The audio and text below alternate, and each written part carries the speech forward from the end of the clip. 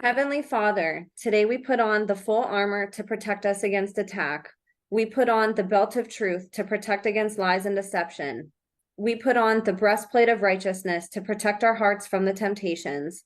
We put the gospel of peace on our feet to walk in your light, peace, and freedom with the Holy Spirit. We rebuke anxious thoughts. We take up your shield of faith for protection to block and destroy all the darts and threats thrown at us by the enemy. We put on the helmet of salvation to cover our minds and thoughts, reminding us that we are children of a mighty King. We are forgiven, set free, saved by the blood of Jesus.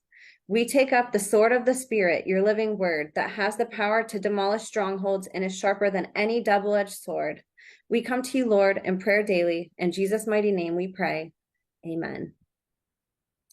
What's up, you guys? Welcome to The Imagination. I'm your host, Emma, and today I'm honored and excited to have back on the show for the third time, child assassin, SRA, human trafficking and mind control survivor, man of God, devoted father and husband, writer and author, podcast host at Nathan Reynolds on YouTube, content creator, international speaker, entrepreneur, farmer, military veteran, wilderness mentor, executive protection agent, transport specialist, chef for the homeless, market seller, and expert on all things linen and wool, Nathan Reynolds. A little bit about Nathan as a recap, in case you missed his incredible testimony the first time he was on the show. He was born into a multi-generational incest-based family through the Reynolds bloodline, and from birth was systematically abused, mind-controlled, and mentally fractured to keep his abuse compartmentalized with amnesic barriers. It wouldn't be until later in life and into his marriage that his suspicious past would begin unweaving and unwinding itself, revealing a layered double life checkered with deceit, betrayal, pain, torture, and horrors beyond comprehension, perpetrated on him from the same family, military, government, and community members that should have been protecting him, but instead were partaking in what Nathan has appropriately coined radically intelligent evil. The last time Nathan was on, we had the biggest turnout yet on any YouTube podcast premiere in the history of the imagination. You all showed up to listen to this incredible warrior share answers to some of the deepest, darkest, and most nitty-gritty questions he's been asked to answer before on any podcast. And I can't thank you all enough for giving Nathan the army he's always deserved to be surrounded by, God's army. The questions that Nathan answered on the last episode were submitted by all of you, and there were some absolutely thought-provoking and incredible questions. And as promised, we are going to continue our deep dive into Delta programming, being raised as a child assassin, the Jason groups and projects, human hunting, healing, and so much more on the second Q&A using the questions we didn't get to on the last episode. Nathan has this amazing way of bearing his soul to the world. It's one thing to be able to sit with people in their healing, and it's a completely different level to be able to sit with people in the disparity of their suffering and anguish from a place of genuine inner standing. And Nathan has that gift. I believe one of the gifts God gave Nathan so his suffering wouldn't be in vain is the ability to sit with us all. And in turn, we too finally feel seen.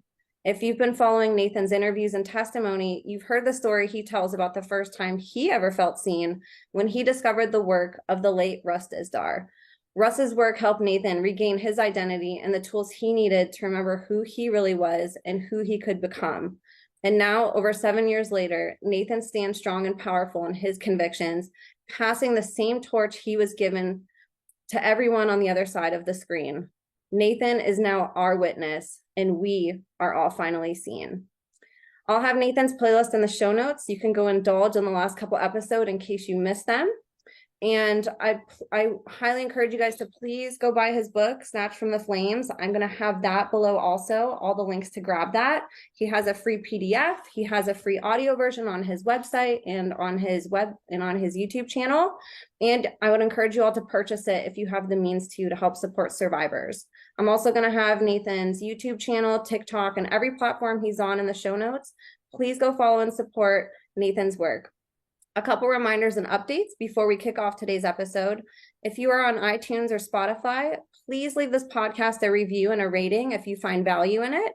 If you're on YouTube, please share and subscribe. And I just recently started a Substack account where I'm putting on my investigative journalist hat and would love your support. It's free to sign up, and you can find that at www.emmacatherine.substack.com. All my other links are in the show notes as well. Please connect with me so we can keep in touch should I be censored on any of these platforms. So you guys, without further ado, please help me in welcoming today's guest of honor, survivor and anti-child abuse advocate, fierce warrior, unrelenting voice for the voiceless, brilliant educator, overcomer, passionate pursuer of truth, and someone I'm honored to call a friend and a brother in Christ, the one, the only, Nathan Reynolds. Nathan, thank you so much for being here again today. Fired up, Emma. Let's do this thing. Man, last time was incredible. So we had a ton of amazing questions submitted. So for people who might have missed last time, or if you're new, I put out some feelers online to get some questions to ask Nathan that maybe people had never heard, and about some specific topics that Nathan doesn't get the opportunity to talk about a lot on podcasts, including programming and assassin training and human hunting and all these really dark things that he alludes to in his book but hasn't gone into a lot on a podcast. So we are going to take a lot of the questions, and we had a lot, you guys. We might have to span this over another episode or two, which is really cool, but we're going to start chipping away at this list a little bit more. Again, go listen to that last episode to learn a little bit about what we talked about last time, and we're going to build on that a little bit this time, although you don't have to listen to that first episode to understand the context of this one. So Nathan, I thought we would start with one of the first questions actually that I was submitted, and you had answered this a little bit last time, but when we had talked off camera, you had mentioned a few more things, and I thought it would be a really great opportunity to go into this specific topic. But somebody was asking about deep underground military bases and if they exist, and what you have seen and your experiences being in these programs. And you had alluded a little bit to it last time, but I know that there's a little bit of a deeper story to this that you've experienced, and I'd love for people on the other side to hear it, because it's not something that we're exposed to, not being in here. And there's so many of these unknown horrific things that are going on behind the scenes that us, the public, are not made aware of. So I'm going to turn it over to you to maybe explain your own experiences with this, and what you want people to know about DUMBs and deep underground military bases. Absolutely. So first of all, one of the most beneficial things people can do is research for themselves, first and foremost, above anything else, because someone else just sharing the information for you, that's like coming in one ear and very easy to go out the other. However, if you do some diligence on your own work with some of the tidbits of information, I'm going to just cover this entire podcast with all kinds of little pearls, all kinds of little threads for you to all go pull on and go do your own investigatory work. Deep underground military bases have their roots from antiquity. People have been literally finding ways to dig in and fortify themselves and survive conflicts. Okay. The big issue in the United States that made them a little bit distinct and different was the threat of nuclear war. When the threat of nuclear war became a reality, people no longer used the same fortification styles that used to exist pre Nagasaki. You know, that once people began to turn cities to glass, it turned into an entirely different event. And so what happened here in the United States as a protective measure in order to ensure the survivability of the country was something that was established called the continuity of government, the COG. So the continuity of government was established in the 1940s and 50s, and ongoingly, and the investments that began to pour into that industry are tremendous. And this is what continuity of government is that they needed a way to make sure that people have a form of leadership in place that does not get interrupted in the event of total nuclear war. If every military base, all of the political, judicial centers, all of the governing authority structure that exists on the surface of the earth gets completely neutralized in a massive nuclear strike, they needed a way of being able to still run the country and predominantly the military in the event of that Third World War. So the way they did that is they began to dig into the earth and began to excavate massive tunnel systems and begin to build cities underneath our feet, cities of infrastructure, cities of every complexity and level of society that exists up here on the surface. They began to replicate down beneath their feet. And that was so that they could have a state government ready to operate instantly, so that there wasn't a delay of service. Like when you're sitting there waiting for your cell phone to connect to the call and then it says it's looking for a signal. They didn't want any of that. They needed to be able to launch retaliatory strikes and be able to command everyone from those deep underground military bases. And this is what began to give birth in places like Virginia, West Virginia, and the major hubs of it happened along the East Coast. However, a lot of that began to get relocated towards the central part of the country where I grew up there in Denver, Colorado, and the surrounding area, Colorado Springs specifically. That was when I was about 12 years old. My family moved from the mountains of Arizona, Pinetop Shoalo Lakeside, this tiny little town with a huge 5A school where all kinds of bizarre freak show stuff was going on. But when I finally got up to Colorado Springs and Denver, Colorado, you guys are like the central hub of the capital of the United States. And I know that's perplexing considering that we all look at the District of Columbia and all the corporation of the United States is centered there. However, the actual continuity of government's capital is the central of the United States, and that's what Denver is. This is why Denver, Colorado has had so much technology, and so many of the Central Intelligence Agency, the Defense, all these alphabet soup agencies have relocated their predominant headquarters to that region. And a lot of that really got burgeoned into existence in the early 2000s and post the kind of recession timeframe. That was a lot of the stimulus packages that Colorado boosted up. But one of the most famous deep underground military bases in all of society today is what's called Fort. Hold on, let me just show it up. Cheyenne Mountain here is the Air Force Base. I'm going to share screen so you guys can just check this out, because this will help you have a better idea of what's going on here. So this is Cheyenne Mountain. Now, Cheyenne Mountain is a deep underground military base that's literally the entire, just outside of Colorado Springs.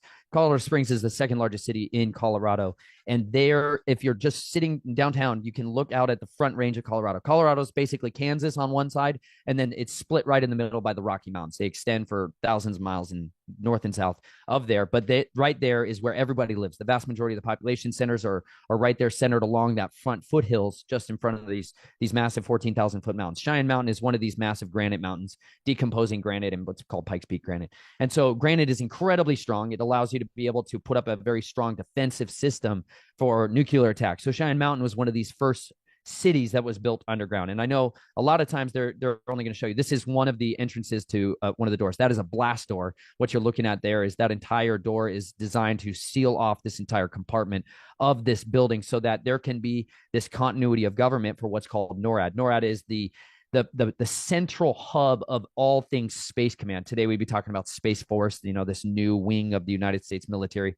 Before that, everything was just junctured under the United States Air Force. And what they did is they built this center to be able to control and communicate with everybody out there, in specifics, the air assets. So anything from a tiny little rock that's flying around, basically bigger than a meter, anything that's about this big or bigger, they can track it and have been tracking it everywhere in the entire world simultaneously. All of that information gets fed into one centralized location there in Cheyenne Mountain. That is the place from which this war was inevitably planned to be fought. The entire building rests on springs. Let's see if I have that picture of that. But basically, this is a different one over there in Hawaii. This is another deep underground military base entrance. And so you'll see these hallmarked in specific types of geology. They're looking for specific kinds of stone to be able to burrow into that's more conducive for it. This is out here in Missouri. This is near a place called Carthage, Missouri. And these are civilian accessible. Whereas where I come from in Colorado, all this was military centered.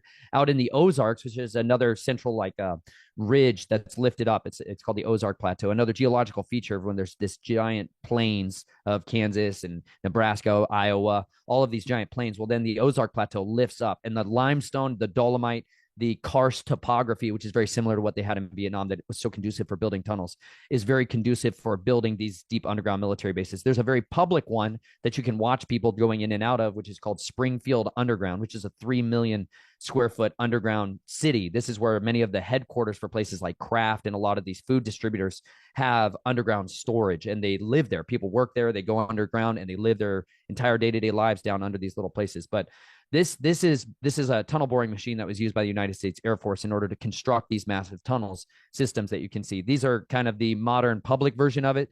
In the 1950s, they began to patent and start utilizing nuclear fusion, a form of just rock, melting the rock face itself so that you could create a liquid channel of rock and then harden it. So then you didn't have to reinforce it with concrete. You didn't have to put in any reinforcements. You could literally just liquefy the rock. And this is what enabled them to start doing that. Entire little ports and cities, like there's these tunnels that operate from the Pacific coast out near the Seattle, Washington area that go all the way inland into Iowa or into Idaho and northern Idaho. And this is where a lot of our submarine bases and deep underground military bases that facilitate the Navy side of things operate. But NORAD specifically, the entire bunker system for this whole little underground city sits on springs.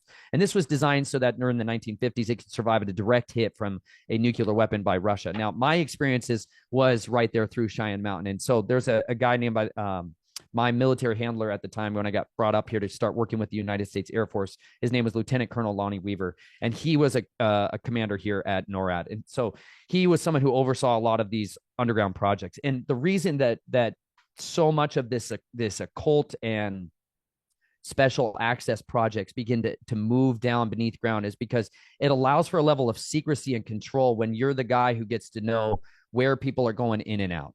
If you can control these single doors going in and out, you can make sure that nobody's coming into these places readily without massive oversight. These are all just different facilities that you guys can see.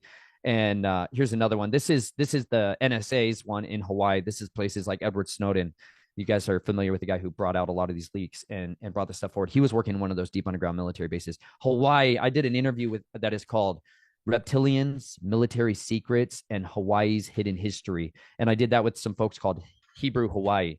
And they are there on Oahu, and they were sharing a lot of the secrets about the military bases that are out there. There's more deep underground military bases on Hawaii than almost anywhere else in the entire United States because it is a central hub for the military. This is another one that's a Lockheed range and underground entrance there at the end of a runway, which allows aircraft, experimental X-class projects to be able to land and be able to go underground without being readily seen. Here's another one that's been utilized, a little more derelict, older stuff. But a lot of this infrastructure you guys got built and put into place in the 1950s. So when you go into these, it literally is just, it looks like you're going into another industrial building. The military builds things to last for a long time, and so there's linoleum floors, and it just looks like you're in a regular hallway with UV with the just regular lights. It's not anything that looks like exciting. It's not sexy at all. There's nothing to be noted. There's nothing wonderful to be noticed. You can't a lot of times tell you're actually in an underground facility because a lot of the entrances for this, you're going to be entering into a regular above ground building, and then you're going to be progressively working your way down below ground. And so it allows them a level of secrecy. Like these are ones that what it looks like more above the United States Air Force Academy. There's a road up there that's called Rampart Range Road, which is a public access road. But on the other side of that is that entire mountainside is the United States Air Force Academy property. And they have entrances just like this, which are concealed into the granite faces of it. And so these are the ones that you start to get access into these kinds of rooms. This is what is really the underground projects teams. So when I started working inside of these facilities, my entire life got turned upside down because I began to see a world that is completely contrary to the system of what we have when it comes to technology and when it comes to like how the world actually functions and operates. So we shared a little bit more of that in the last episode that Em and I did involving things like Neptunium, superconductors, magnetic levitation trains. There's a way of moving and transporting people around and goods around that's completely different than what we had. And the reason that we don't have maglev trains, the reason we don't have high-speed trains and rail cars up here on the surface is because they don't want anybody to have access to that except for who they say they can, because it transforms a society when you're able to move things with limitless without need for power. When you don't need the same power systems that you have, it allows those control mechanisms to begin to break down that old world society, the petrochemical based industry that is so benefited financial kingdoms like the Rockefellers and the Carnegies and a lot of these societies that were established and they are fueling this system. The petrochemical basis for our society is what has enabled so much of these overarching power controllers to rule up here. But down beneath the ground, it's a completely different currency that's under there. And the currency that's down there is truly secrecy. And so they enforce these secrets explicitly. And so when I got brought down into there, I got to see that really it's an inverse kingdom of power. And the only way that you get in and out of that kingdom is through secrets. And so if you're able to traffic in those secrets effectively, if you can broach your way into there. However, more often than not, getting out of there requires you to create what's called dead man switches. I wrote a blog post a few years ago because some people tried to kill me when my wife was 7 months pregnant with my last daughter. And I really thought that was the end of it. And I wasn't going to get to hear Jubilee anything she ever had to say. And so after that, I wrote this blog post because it was like, game on, like screw this. Some of you guys have secrets like this that could buy your way out of the underworld. Some of you gals have access to these secrets. And I'm just going to tell you right now, the best thing you can do with that is broadcast them consistently, broadly, as fast as you can, as readily as you can. And I understand some of you want to keep your insurance policies and keep them buried away for another time. And you share out your, insurance policies with other people in case you get killed or injured. However, best thing you can do with the secrets is to utilize them effectively to be able to get your way out of that system. And that was one of the ways that started getting me out of there, is that I stopped working with them to keep their secrets. And I started wanting to find a way to weaponize their secrets against them so that people could get set free from the system instead of being trapped in it the rest of their life. Wow, thank you so much for that. This is a topic I think we've all to some degree, maybe seen a photo, but there's so many questions around, what's true? Do they actually exist? What goes on down there? And you had mentioned the reptilian aspect. What are your thoughts on that part of it? And are they doing human experiments down there? Are they creating hybrids, like what some of the rumors say? Like what else are they hiding down there aside from some of these cartels that they're running through the tunnels? I mean, I shared I shared a bit of the testimony of what I saw at this place called the Church in Denver, which is a nightclub that was converted from an old Catholic church. And I was meeting with these people during what was called the Cannabis Awards, and there was a guy in there. It was a meeting for all kinds of people that were doing technology stuff with graphenes and stuff from hemp products. And there was a guy who was in the sub basement. There's a layer, a dance floor below the main dance floor in there, which is totally just like the textbook ritual room that you see under a lot of these Catholic churches. Anyways, there was this guy in there that straight up had the reptiloid features, like the iconic version of a reptilian: green skin, no nose, pronounced jawline, slit eyes. And I had to literally, I was doing security protections for a company, a data storage tech startup company that was handling what was called highly disruptive technology. They had a storage drive that on a size of your phone could store a petabyte of data. And there's a lot of people who don't want that stuff getting out there. And this was the stuff that would enable a lot of AI processing and military industrialists to be able to take this thing to a totally different level. Surveillance stayed on a continual basis because you start recording in 8K and all this other stuff.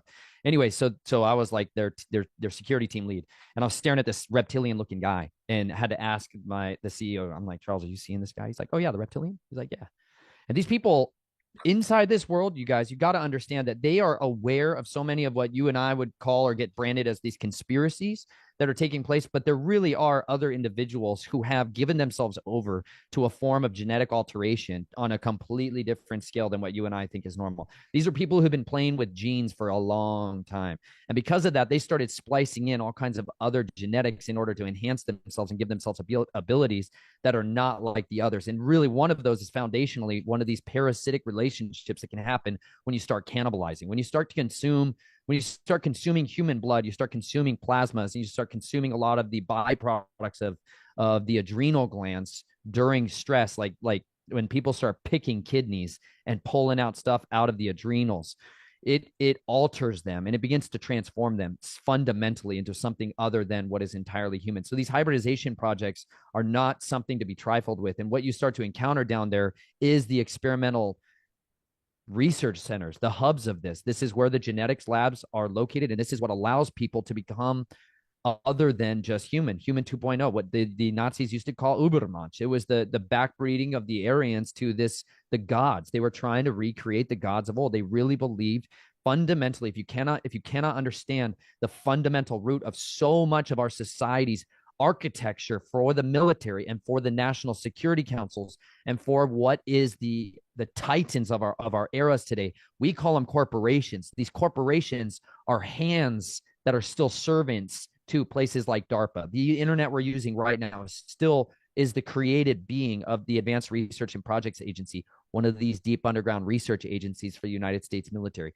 They're giving us their 40-year-old technology. When they started bringing out this kind of information, what they do is they run like a test run to see if people are willing to swallow this pill and be comfortable with it. And when people freaked out, like when they started publishing, hey, yeah, we're doing cloning with Dolly the sheep back in the 1990s, there was all this publishing about, hey, we're doing cloning on these animals and people, how do you feel about that? And people freaked out and they weren't like it. So they put it back down underground. However, whenever a society won't openly accept these kinds of things, what they'll do is they'll execute these tactics like a Fabian war, where they're going to slowly, incrementally try to drive the agenda there. And this is what a lot of the ultimate agenda has been for the acceptance ideology, that we just accept anything and we embrace it wholly. The ultimate goal of that is to accept this type of hybridization of people. Now, real quick, I just got to be really blunt with you guys.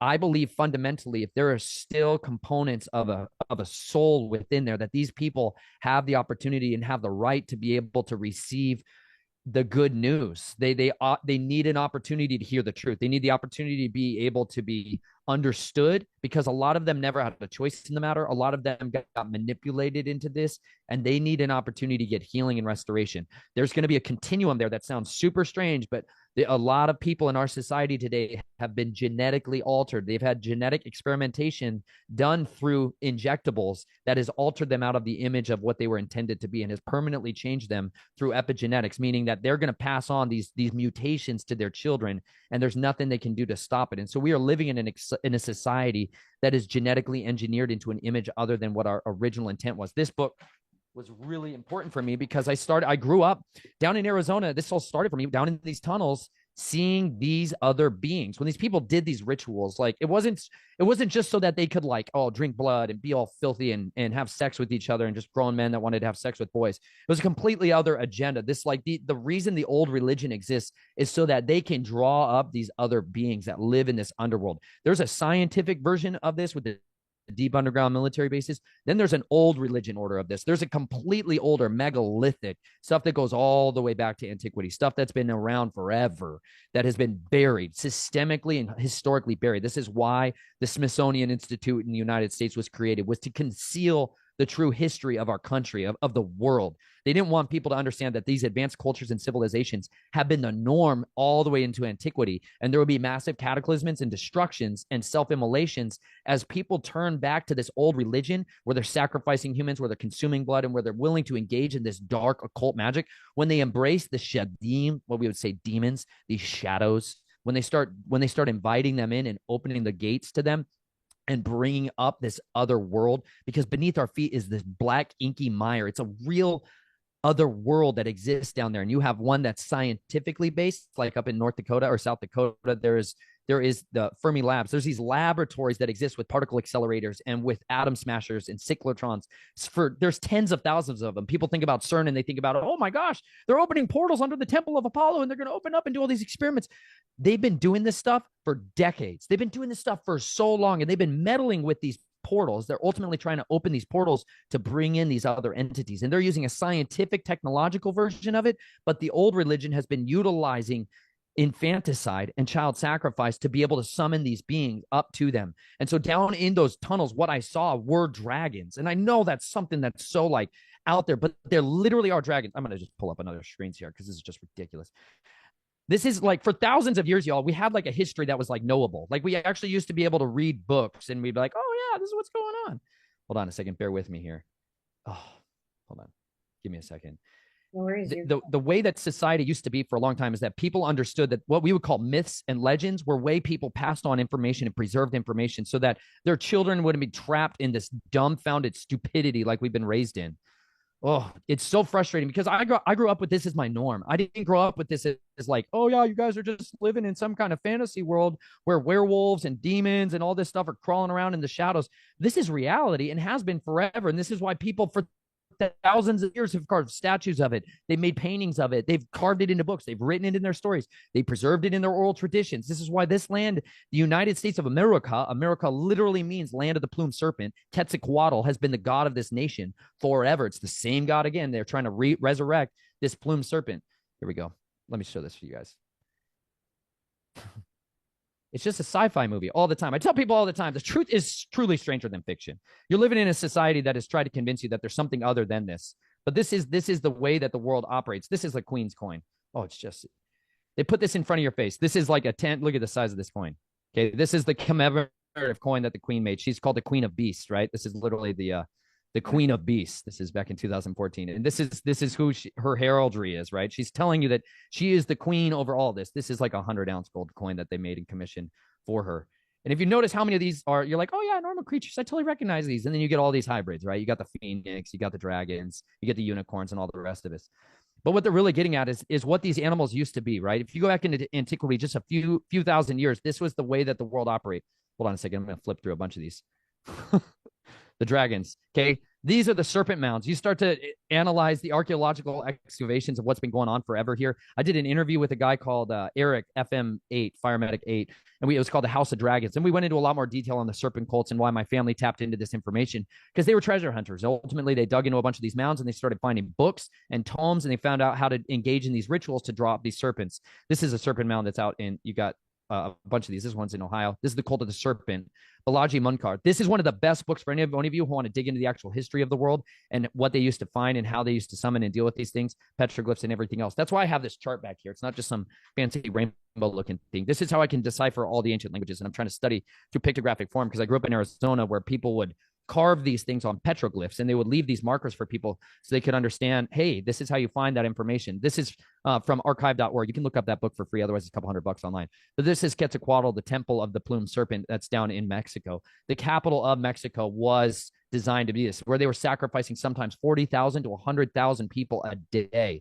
The entire society of Central America was only given over to this deity. That entire, all of the priest class that operated down there. There's a book that's called The Discovery and Conquest of Mexico, which is the firsthand account of a priest who was accompanying Hernando de Cortez when he came over the conquistadors and began to invade Central America, that shares about going into these temples where these priests have their dreadlocks made of intermingled with blood and organs and human skins that they would wear, and cannibal markets that literally the meat class for this society, the meat that they ate was each other.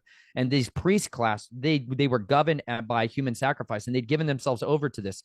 These are their iconography that they were using to try to preserve these traditions. So down in Arizona at Lake Havasu, when the city of London brought over that bridge under Robert McCulloch and C.V. Ward, they were trying to bring about the resurrection of this from inside that bridge. They wanted to be able to raise up Quetzalcoatl. They wanted to have him and the spirit of death, who is over him, be able to come back into the United States and have his dominion reestablished in here. The reason that First Amendment was, or the freedom of religion was extrapolated on in our Constitution for more often than not, was not to protect the religious expression that to be cherished and to be guarded, but it was to protect this one. This is ultimately the new Atlantis of what Francis Bacon and a lot of their prophets have been trying to bring to resurrection, which is where people are openly willing to do what is only being done in secret. Emma and the people that she has on this show are talking about this underground society that's right beneath your feet, that's just out of the corner of your eye, but that's happening day and night right in front of your face, because you're blinded by these very beings. They put a spiritual veil over people's eyes. This is why when you try to talk to them about these things that are going on, in reality, you're like, listen, every drop of water you drink is literally poison. And they're like, I'll have another. You know, you're like, what the heck is wrong with you guys? You're literally drinking dead. You're drinking death, like continually. You think they can filter out those pharmaceuticals? You're drinking so much birth control that you can't get pregnant because you're drinking birth control on a regular basis. That's a serious problem, y'all. Like, there's so much blood and death that goes into the drains. What do you think happens when they do an abortion and they cut up a human baby and they desiccate it and get rid of its blood? Where do you think that goes? Down your drain, down to your neighbor's drinking supply. And you wonder why our society is literally drinking in the blood. 80% of all the blood that's getting donated at these blood banks is going into pharmaceuticals that people are eating. They're cannibalizing each other on a continual basis. 20% is going to the hospital, and they're like, oh yeah, we're just going to save humanity with this. All the while, the pharmaceutical industry is just designing more and more drugs on this. But this is Quetzalcoatl, and this is the very same deities that have been ruling and reigning over this nation for a long time. They were driven nearly into extinction. A man named Charles Finney. Y'all, you want to read a book for a second? Just hold on a second. I'm just going to stab this in the throat. Charles Finney was a man. Some people used to fight this crap, and they used to lay down their lives and literally go to war against these secret societies, these oath keepers. Let me just put it a different way.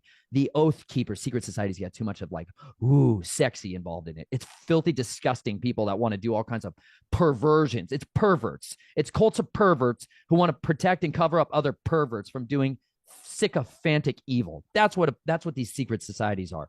And they masquerade and they balance it out. You're like, oh yeah, we're gonna balance our good deeds over on this side with our evil deeds on this side. You know, we're like the Shriners. We're going to dedicate all of these funds towards these children, and we're going to go ahead and rape and consume their flesh on another time. And we're going to balance the scales of Gayatu, and he's going to accept us into his cult. It's disgusting. But this is literally, they almost got driven into extinction by people that were willing to expose their secrets. They had all these infiltrators. I love double agents, okay? They had all these guys who went in and joined fraternal organizations with another motive in mind. So savage. They were salty and sneaky. they would go in and they would document all of these oaths that they were saying, and then they would come out and publish their rites and their rituals in manuals and in books and in flyers. And they started awakening society to what these people actually were doing, to this other agenda that was taking place, to these serpent cults that were trying to resurrect these old gods. And they literally almost eradicated them, drove them out of our country.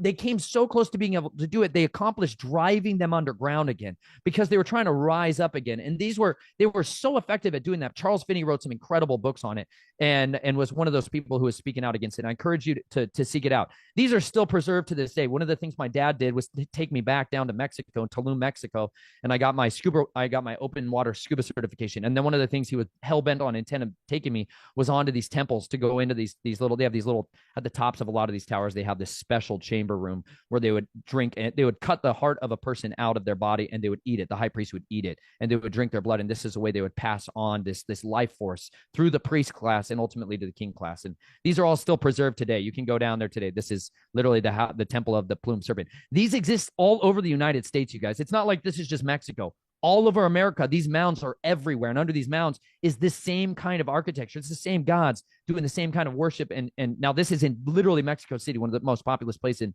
Mexico. That's literally where the temple of the plumed serpent used to be. And this is what one of the renditions of what it used to look like. But anyways, the reasons this came in, these are other hybrids that have been around forever, lion creatures and all the rest of it. The lion, men, and Moab, you ever read about these things in the Bible? Anyways, this stuff just absolutely fascinates me because people used to carve this into stone. They were literally lion hybrids. They've been around forever. The hybrids have been around forever. But they just got driven underground because our society is like, we're not going to tolerate that anymore. And they're like, okay, we're going to surface eventually. But these beings literally would be conjured during these rituals, and they would come up and they would consume the life of the sacrifice, and then they would speak to people, sometimes telepathically, but more often than not, they literally spoke in the tongue of Nahash. That's a way of saying Hebrew, or serpent in Hebrew. This is a different language called a twilight language. It's these other languages that these things speak to people, and they would literally speak to these leaders in this room and give them marching orders so that they would then go carry these out on the physical upper world. And this has been the communal exchange that's been going on for thousands of years between the old religion and their high priests, and then ultimately the kings, the corporations. This is how they're able to get these advanced technologies. This is how they're able to put themselves in positions of power, because there is a driving mechanism, an ancient hand, a black hand that's guiding and directing these things. Hallel ben Shahar. These are the shot callers that have been in their own prison cells, the fallen watchers. Simyaza and Azazel and Gadriel. These are these ancient evils that have been around, these hierarchy, that are still passing this information on to their assets. And this is literally the kingdom of darkness that we're wrestling with day and night. This is the city of London, who's the architect of the entire financial empire of the world. They still invoke these gods to this day because this is the masters of who, this is the ones who truly call the show. And this is the ones that I've been battling with my entire life, and why I want people to have an understanding. We can get free. This was the book I was going to reference earlier, which is written by John Darnell. This is not available online. I cannot find it anywhere. I'm working on trying to create it into a PDF so people can have it. But this is called What Did Jesus Mean? The Gospel to Every Creature. Good news for Nephilim, transhuman, enhanced humans, and anyone else who is the result of genetic experimentation. John Darnell. This subquote is: the only way to view someone who is not 100% genetically human is to see a human being whose genetics have been modified. Then you can tap into God's heart for redemption. This is some of the stuff that foundationally was critical for me to be able to understand that there's still an opportunity for redemption for me. There's this bloodline tracing that happened for me that goes all the way through the Orsini's and then back to the Babylonians. And they believe literally they're inhibitors. They're carriers of the seed of the serpent. They literally believe, because they drink this black blood of these serpents, that they get possessed by them and they have the divine right to rule as kings on this earth. And that was in my blood. And so I believed I was cursed. I was anathema. I had never had a right for redemption. And I could not be transformed into an image of just a mortal man, that I was destined to be one of these other things, these other creatures. And it wasn't until hearing people like this and testimonies like this, that in the Gospel of Mark, he literally said, go therefore into all the nations, preaching this good news to every creature. It was that word creature, which is not person, not man. He literally said creature, that gave me hope, and why I still today want to advocate for the hope of these hybrids, that these people, these beings, still have a right to life and a right to an opportunity to hear the truth being spoken. Because like you, they've been beguiled since their birth, since their conception, no matter what womb they came from, whether a laboratory or some kind of woman. Listen, you still have an opportunity for healing and redemption, and you have a testimony that the world needs to hear, whether they've abominated you beyond what you believe is your hope and your desire. But this is what you were born for, is to be able to find freedom, find a purpose, find a mission, and be able to serve in the true kingdom of truth. Amen to that. I'm going to dig just a little bit more into what you're talking about before we move on to some of the other questions, because this really is fascinating, and I haven't covered this stuff on my podcast before. You brought up the adrenal gland and the blood a few times, and that's something that I personally get asked about a lot, and I'm certainly not qualified to answer. So I wanted to see if you could speak on behalf of that. Why is blood so important? Are there side effects that are desirable that happen when it's consumed? Is it addictive? Can you talk a little bit on behalf of that for people? Because that's another thing that gets thrown into the conspiratorial side of this. But I think it's a really big piece to the puzzle that gets grossly misunderstood by society. Yeah.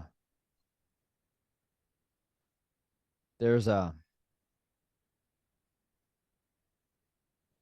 life is in the blood, and it's fundamental to it. We think our life is linked to brain cells and neurological responses, but when you let the blood out of a body, that's when they die. There is no, that's what the life.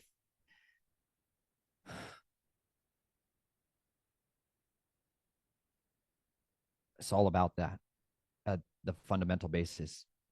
They need the blood to survive. They're dying perpetually. This other stuff that gets this lust for power and the lust for immortality consume people. When you get to a stage of wealth where your basic needs are met, you're like, oh, okay, I'm pretty content, pretty happy in a sense. How much money is enough? A little bit more. Basically, everybody thinks this. Okay. It's a trap. It's a rat race. And the love of money is the roots of all kinds of these evils. And what happens fundamentally is as people are willing to compromise is fundamentally the currency for this kingdom of darkness. And every one of you who is willing to compromise in order to climb that ladder, you're being tested to find out, okay, how much are you willing to compromise? And there literally is a gradient up to how much are you willing to truly compromise? How dark are you willing to go? Because this is an inverse pyramid that y'all are climbing. Like you're climbing into the pits of hell. You're not climbing into the top. You're climbing into the depths of deceit. That's all the only one-way direction that this is going. What happens is as that compromise gets worse, you're willing to start to engage in sexual acts with people that are not your norm. You start to get more and more deviant. You start to get more and more corrupted. It ultimately leads down into these places where people are consuming blood. And I'm not talking about like cups. I'm not talking about people are slitting the throats of people and putting a cup under there and they're all drinking it. Sometimes that happens. What I'm talking about is there are products that are extracted from the plasmas of blood, the proteins. The majority of blood is basically water and plasma. It's these proteins and these other compounds that are found within the blood that are there during specific types of experiences, okay? When you are feeling love, when you are genuinely feeling love, like real, authentic love, your body produces something that's a binder, okay? Like it literally is like one of the names for this is called oxytocin. Oxytocin, they'll call it the love molecule. And what happens like when you snuggle, okay, let's just call it that. When you snuggle, you get intimate, you kiss somebody and you feel their lips near yours, you feel their nose near yours. When you exchange breath, when you begin to experience that, what gets produced in you, if it's a positive thing, if this is something that's mutual, if this is reciprocity taking place, what gets stimulated in your body is the production of oxytocin. What happens when oxytocin gets released? This is why you feel high. This is why you feel good. You're like, I love this person. I really like this. I want to do this more. In fact, I actually want to do it all the time. This would be the best thing we could do forever. That feeling, that like, oh man, yeah, right? We call it love drunk. It's a real thing because you're literally drunk on a physical compound that's being excreted in your body. That's a positive thing. That's designed, when you get that released at the highest doses when you're breastfeeding your infant. Okay, when like my wife, I've got twin newborn babies in there. My wife breastfeeds them. What happens when she's breastfeeding is that literally gets released in huge quantities in her and in them when they're bonding like that. This is why the maternal bond is foundationally the most critically important one that can take place, and why breastfeeding specifically is so critical for bonds of attachment, right? I studied attachment psychology in college because that was the first classes I ever took in psychology where it actually felt like this is right.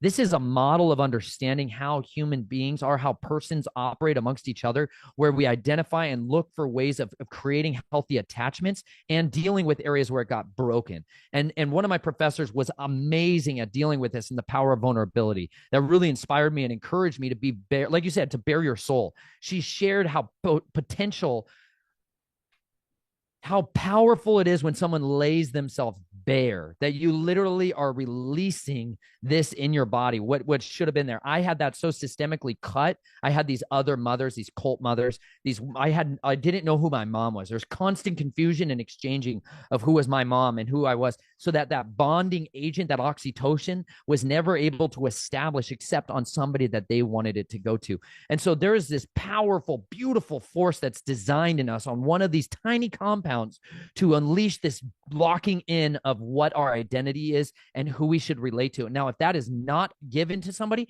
and in its place during those moments of bonding, you instead, right as they're bonding and that oxytocin is flowing, you invoke trauma, you invoke shock, you invoke fear, and you start to create this destabilization, this fracturing. You start to release norepinephrine. Like, this is like the precursors for adrenaline and for so many of these epinephrine, these other compounds that the body begins to release, cortisol.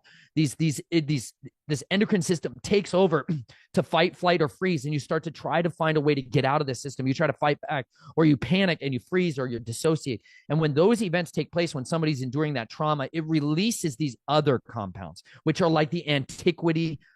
They are the ancient force of food for these other beings and for people that are on the quest for immortality.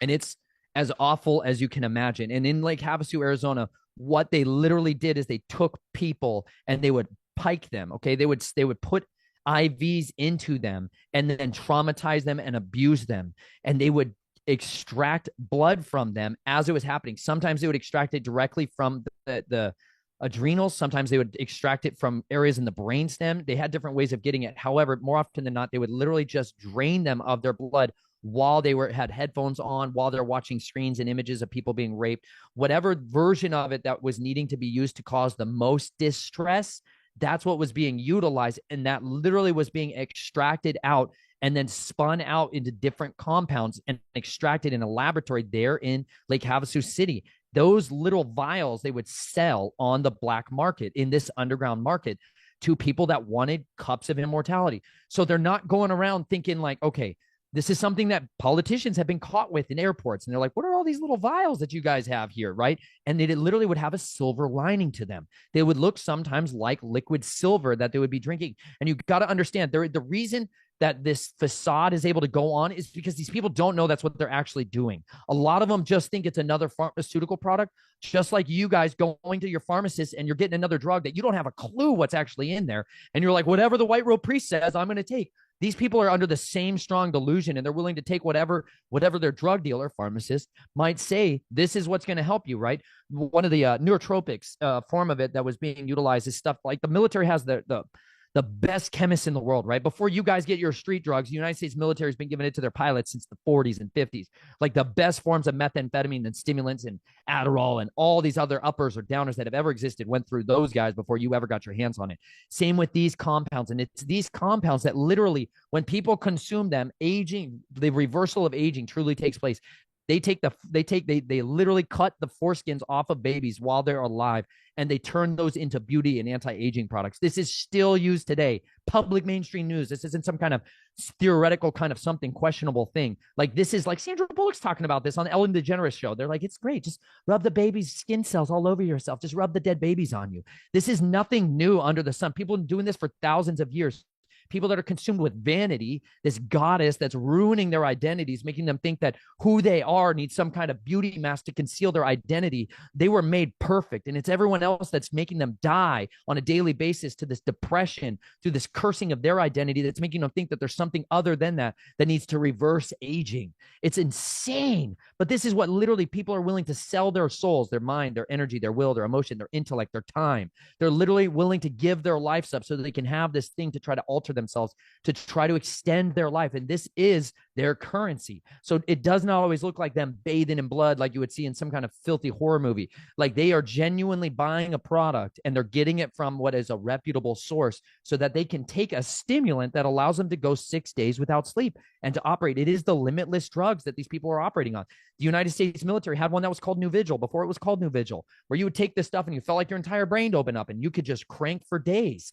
And you're like, well, why would I stop taking this stuff? Because you have no idea what's in it. You have no idea what you just put inside your body, but you've compromised yourself so terribly. And these after effects begin to show up in your liver, your pancreas, your ureters, and like your body shuts down. I started pumping out 21 kidney stones a year. I was dying because of the consumption of these pharmaceuticals and of these drugs and of this blood from when I was young was killing me when I was 18 and 19 and 20. I was dying. Like when Chelsea met me, I used to pee blood and pass kidney stones constantly. I was in excruciating pain all the time because you can't tap into this.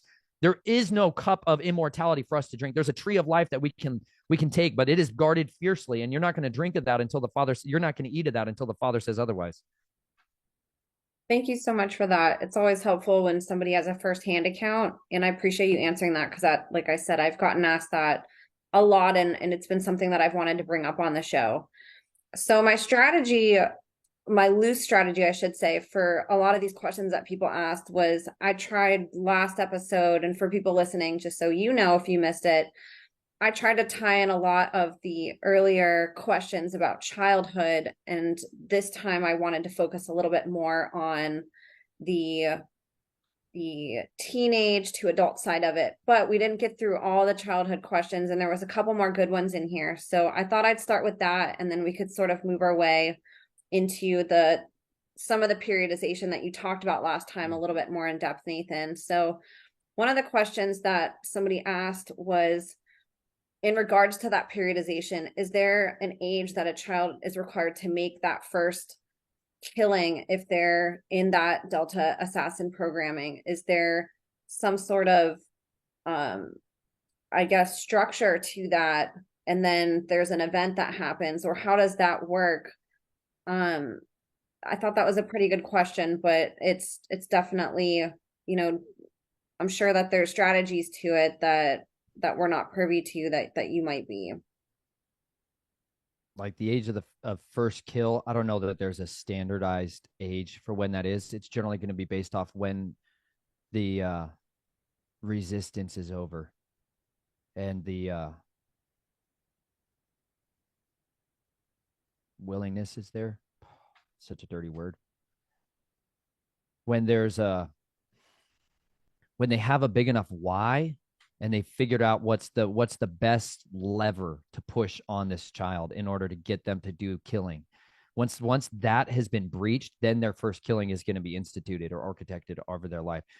Sometimes, like for me, that happened when I was 6 years old down in Arizona, and it was like they do this like mockery of it for me. It was a blending of two different things. Like there was a need to go through your first kill. Your first kill is so important because it bonds you to death. Like an actual, I'm not talking about some kind of ethereal death floating around thing. I'm talking about like an actual living, like like a general of an army who is death. Like literally you become a death dealer. Like it's not some thing. I'm talking about like you're in a covenant now. Like when you cross that door, so many people have no idea what's responsible, what happens on the other side of that threshold when you take another life. And I'm not talking about some kind of like where you push a button and somebody dies on the drone strike. I'm talking about the intimacy of killing, of like staring somebody in the eyes while you take their life, while you spill their blood. That moment happened for me was a killing that was made to look like Jesus, like a guy that was brought in who was an abuser but dressed like your iconic Jesus, with like the blue and the white robe, like every version of Jesus you've ever seen. And they literally had him torn apart, like beard ripped out, torn apart, desiccated, like destroyed. And like people were made to be doing this. They were like, we were hopped up on this rage, and it was this like environment of like revenge. Revenge was the biggest motivator for me. Revenge was the biggest motivator for the boys down there. Like this was what was our driving force, was like we wanted to fight back. And it was like we were raised with this model of like kill like dogs. Okay, I was raised in like you have two different forms of canine training. Okay, one where you put them in the worst environment ever. You neglect them, you abuse them, you starve them, you never let them know peace. The other one is like you breed them with the best genetics, you give them the best training, the best food, the best environmental conditions that's conducive towards their training program. Okay, those are basically it for the Delta worlds of where I came from. Those were the only two models. Like my dad left the financial empire to go prove himself that he could raise up an empire down in Arizona, Southern California and Arizona. They chose the tact for me and my structure on the abuse side, on the dark magic side, on the left hand magic, on the Crowleyism, on all of this debasement of the soul that I would draw from the abyss, that I would be a part of this kingdom of these archons, that I would consume the darkness and then funnel it out. That was the past. So I was starved for attention. I was starved for family. I was starved for relationship. I was starved for humanity. And so I was like a beast, literally like a beast, like a canine in this world. All I knew was violence. All I knew was a desperation to get out of the cage, to rip the throat out of the monster that was in the room right there, tearing apart my friends. All I wanted to do was to get out and tear them apart. And so it was like they finally let all of us away. I was the youngest in that room. There was a lot of 7-year-olds and 9-year-olds. There was a 13-year-old in there who was just out of his mind, and they tortured this guy, like tortured him. And then they put him on a stinking crucifix, on a wooden cross, and they drove nails through him. And then they had me come over to do the killing blow, to pierce through his heart, to pierce through his life. And there's this you're now in to something that you're not even. You've left the land of the living, and now you're a son of death. And so what else is there in life? What else is there? You sit there and you're like, okay, I I I felt relief. I felt freedom, which is disgusting for people to think, but like I finally felt release. It's like all I'd known was pressure, and I finally had a handler give me release. And release for me only ever came when they gave me a green light. They're like, now you get your green light. And the green light was only ever architected around death, was only ever allowed out under very specific contained conditions, like the shock collar on the neck, the handler ready to joink you back in. That was where it happened for me. Now, the other children that were in the room, I don't know when they had their first moments. I saw other children at different ages. Very rarely was it quite so young, unless somebody else was kind of helping them do it. But more often than not, it tended to be more at 7, 8, and 9 years old. This is when the neuroplasticity of the mind is the most amnesic. Like the years when a child is most easy to manipulate really are between 6 and 9 years old. And so that's when I saw most children being forced into that environment to engage in the killing blow. Oh my gosh, that's so just awful to even comprehend, being so young and having no free will for something like that and having to witness that. Um, One of the questions that people ask that I thought would be good to sort of segue into given this is what happens to the bodies of these people who are sacrificed, and especially the more renowned people that maybe you would go on a mission for, the politicians or these people that are more well known. Like what happens to those bodies of the deceased?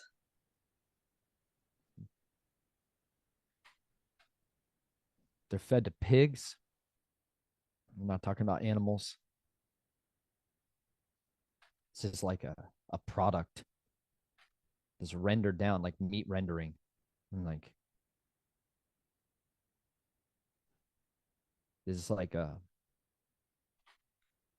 butcher, literally. They butcher them up, and they uh they grind them up, and they use them as a meat product.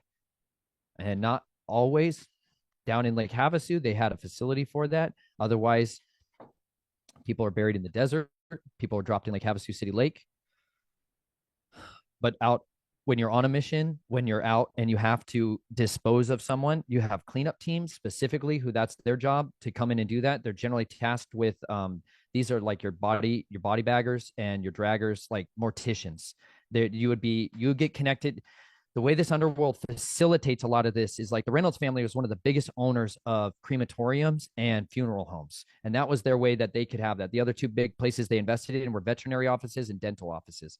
Dental offices are very conducive for programming and dealing with people that are an asset out of containment.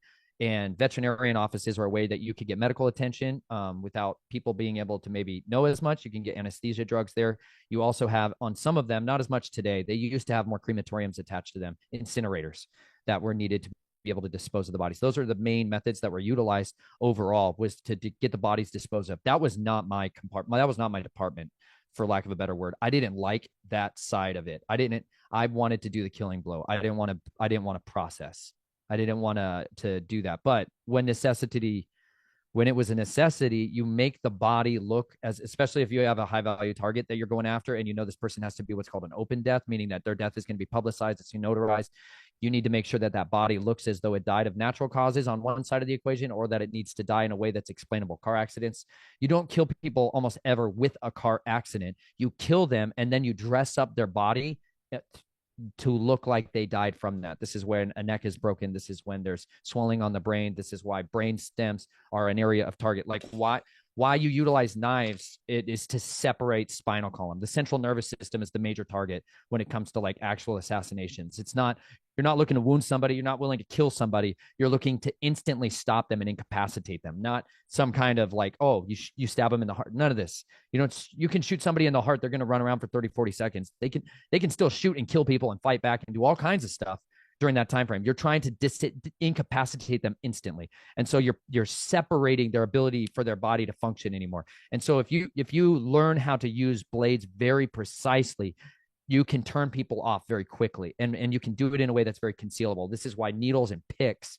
ice picks, are utilized, because you can conceal that. If you inject a whole lot of air into people's veins with a hypodermic needle and a whole lot of air, it kills them very quickly, very fast, and it's something that's not very detectable. Morphine is generally the most commonly utilized one, because you can inject people with morphine and it's not generally detectable. It's the same way hospice kills people to this day.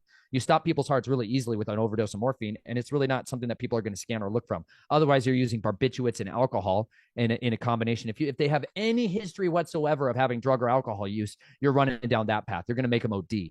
Okay. And then it's something that's just, oh yeah, another person just died from an overdose. Oh, another person fell out of a building. They're like, oh yeah, they were suicidal potentially. You start to then this is where the other guys who are like black hat hackers, they go in and they plant evidence to make it look like suicide notes, rantings of some kind of madman or somebody that's gotten delusional. They're going to arrest them and put them in a psych ward hold for 72 hours when they're 15. And then later on, when they do die from suicide by cop, or whatever version of it they want to say, when they do die of suicide, they're like, oh yeah, see, they had these mental health disorders. This is the way our society scrubs this up. And these are all, honestly, these all work in different compartments. When you're the lone wolf, you don't work with these guys. Like, you don't work with them. They don't know you. You are a ghost. They don't want to know you. You don't want to know each other. Plausible deniability is everything. Compartmentalization is everything. So you have people that's their job. They're surgeons. They change and alter bodies, and then we'll drop them. Like, and a lot of this got birthed out of special operators, guys who go work overseas, who are like on black operations, meaning that it's not public information, who get killed. They can't be known that they died in Cambodia. They're like, oh yeah, so we're obviously operating Cambodia, Laos, and Thailand during the Vietnam War, but we can't have anybody know that guy died in Thailand. So instead, we're going to ship him back, have his body go through a launderer who's going to change and disfigure him to make it look like he died in a car crash. And we're going to dump his body at in Munich. And we're going to be like, oh yeah, he was back on base and he died, on drunken driving and stuff like that. That is more so how these things are done. Like my grandfather, Bruce Reynolds, this guy who is this illusory character in my life who I never got to meet, but died the day my mother found out she was pregnant with me, allegedly. I've never found his gravestone, by the way. I think he's a guy who potentially got out. Who knows? Anyways, They said he was killed. He ran himself under a semi that day and killed himself. Right. This is what they said.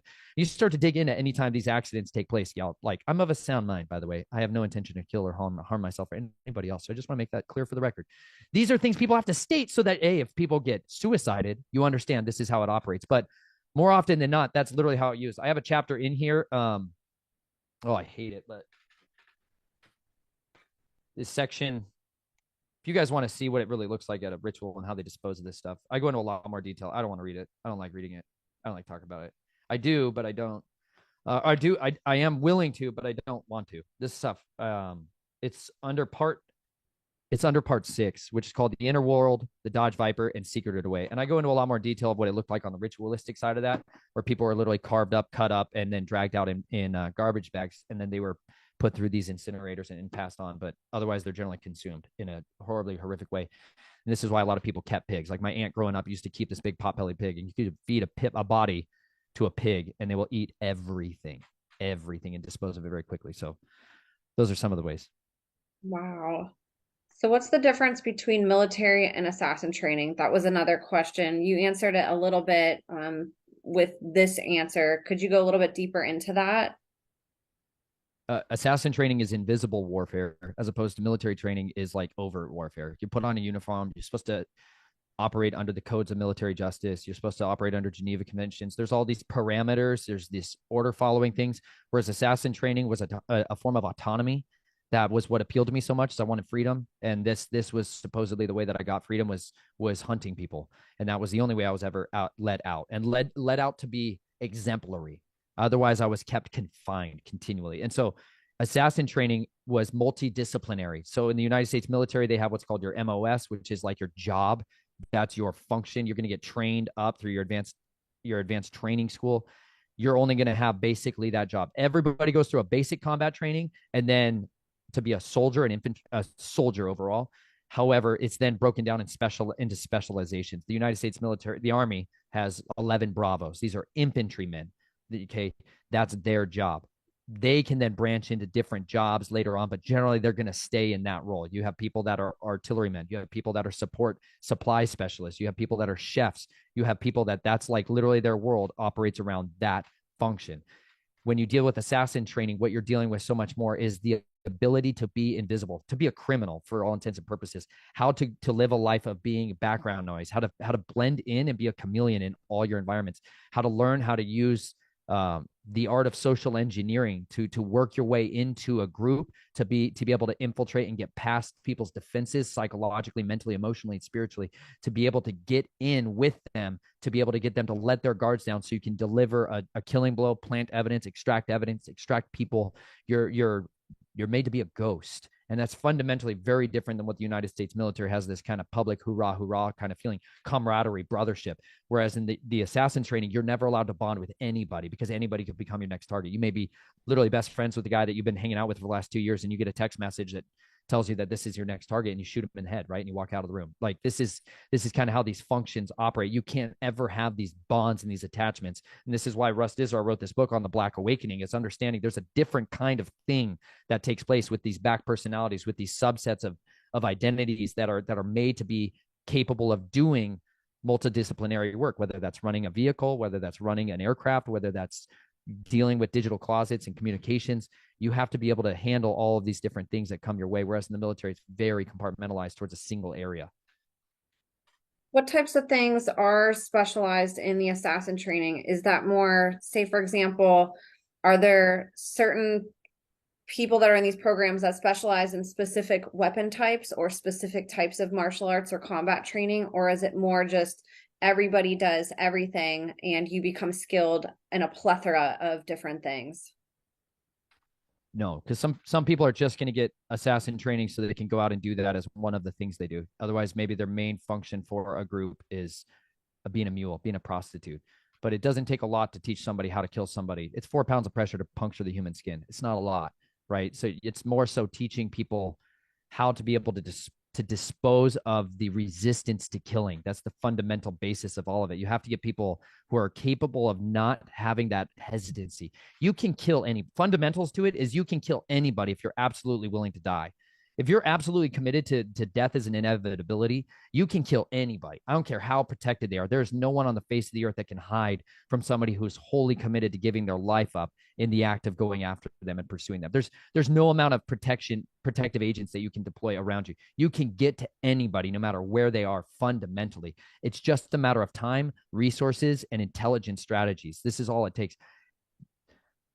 People have talents in certain areas that make them more apt towards weapon systems like you're talking about. There's definitely guys, like I had somebody who I met a year ago at Passover who was a force recon Marine. He was a sniper. That was his deal. He loved looking through optics and killing people through that. He used all kinds of other tools at times. However, that was his platform. He lived around that platform. He decimated people all over this world under force recon, publicly. Privately, he was a force of deafening destruction of people that came around him. Those guys operate on a totally different thing. I'm not the guy with the greatest shot. They have a totally different thing. I like being up close and personal, which meant I had this pronation towards edged weapons. Edged weapons was everything to me. I thought that was the best way. I thought my teeth were the most effective tool that I could use to rip out someone's throat. I personally gravitated towards that form of killing. Other people have a resistance to that they can't broach, they can't get past, and they're going to be used to do things, to inject things, to smear rags over people's faces, to knock them out, anesthetize them, and drag them out of there, and then kill them in other kinds of means to make them look like they died with a hooker on them, all this other stuff. Everybody has a little different aptitudes, and so it's catered towards that. This is why a handler is not, it's not some kind of a guy waving hypnotic rings around all the time. It's somebody that is bonded to the person, that knows the person, that is befriended the person, and understand what drives them, because fundamentally people's self-will is the most powerful tool that you can have to get them willing to engage in this stuff. So smaller, shorter statured people are capable of infiltrating in a different way than a big, fit, muscular looking guy. And this is why women and children are utilized as assassins for a lot longer in the teams, because it allows them the ability to be disarming. People are a lot less scared of a little child that's playing around and poking them with stuff than they are with a big, scary buff guy who's walking around and poking them with stuff. That makes sense. Thank you so much for answering that. The next question, what is it like to hunt humans? What would a typical assignment look like from start to finish? And can you give any examples?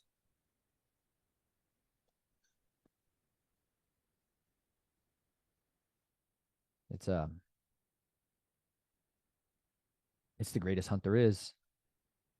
I mean, especially if they know. It's not a, if you have like a real hard target, somebody that's fortified themselves. You have people that know you're coming. There's 3 levels to it. It's like they have absolutely no idea that anything's coming their way, or they have some kind of idea that there could be a threat out there.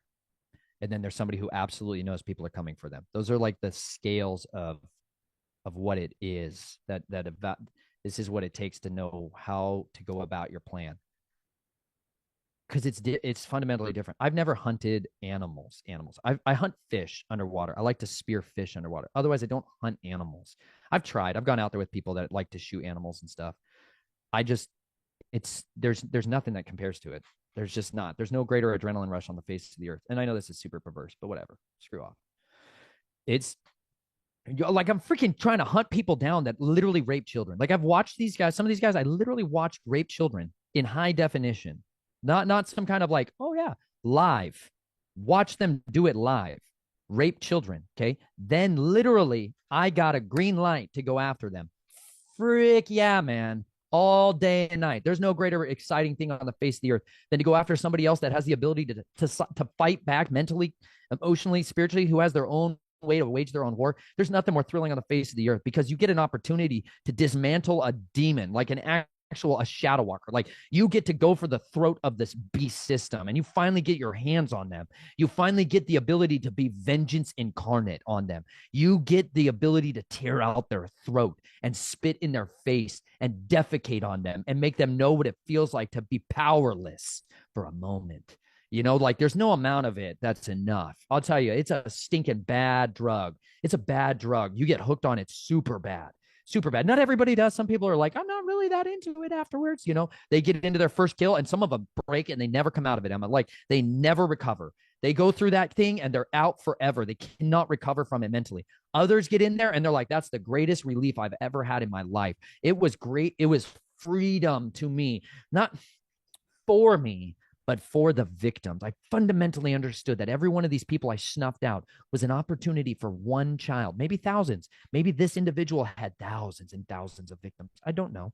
But I am absolutely certain that every single time I went after a true predator, like a true predator, like they had a history of so many skeletons in their closets and so many people that covered it up around them. These are the secondary people that I like to go after, was the people that covered it up. And eventually I stopped wanting to just go after the abusers, and I started wanting to go after the perpetrators of the conspiracy of silence, because I learned very quickly that the only reason these guys keep popping up everywhere, because I would find priests, right? I would find priests that were in these parishes, these Catholic churches, who were supposed to be my point of contact, a guy who was supposed to give me orders, right? And these were the people who families members would come to in their closets and tell them, this man has been raping my son who's 5 years old.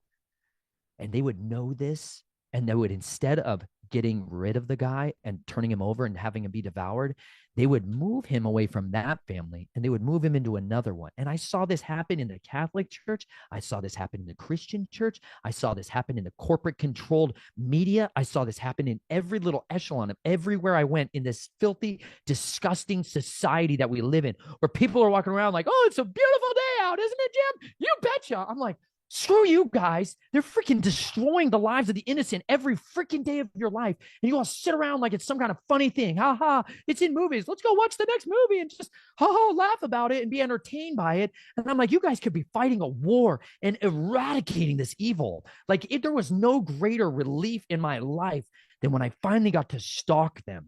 Like, I finally got to put on darkness as a garment and go after them and conceal myself in their closets and underneath their bed like the monsters that they would do. They play these sycophantic games of traumatizing the child before they do the act. Like, it's just so freaking disgusting how often they try to get this rise out of them.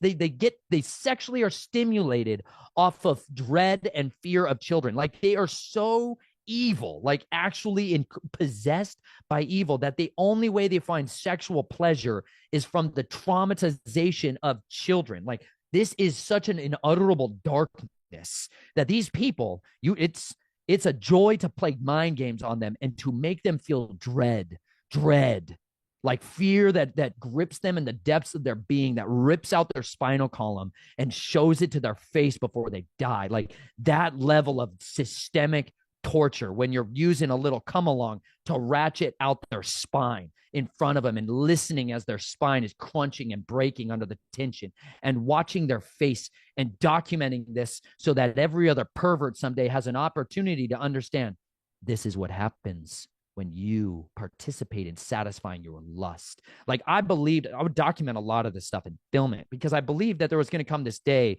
where this would get released, where what would actually get out was not all the kiddie porn sycophantic and the pedophiles would be like, we're going to welcome them into society. You guys got to give us rights just like everybody else.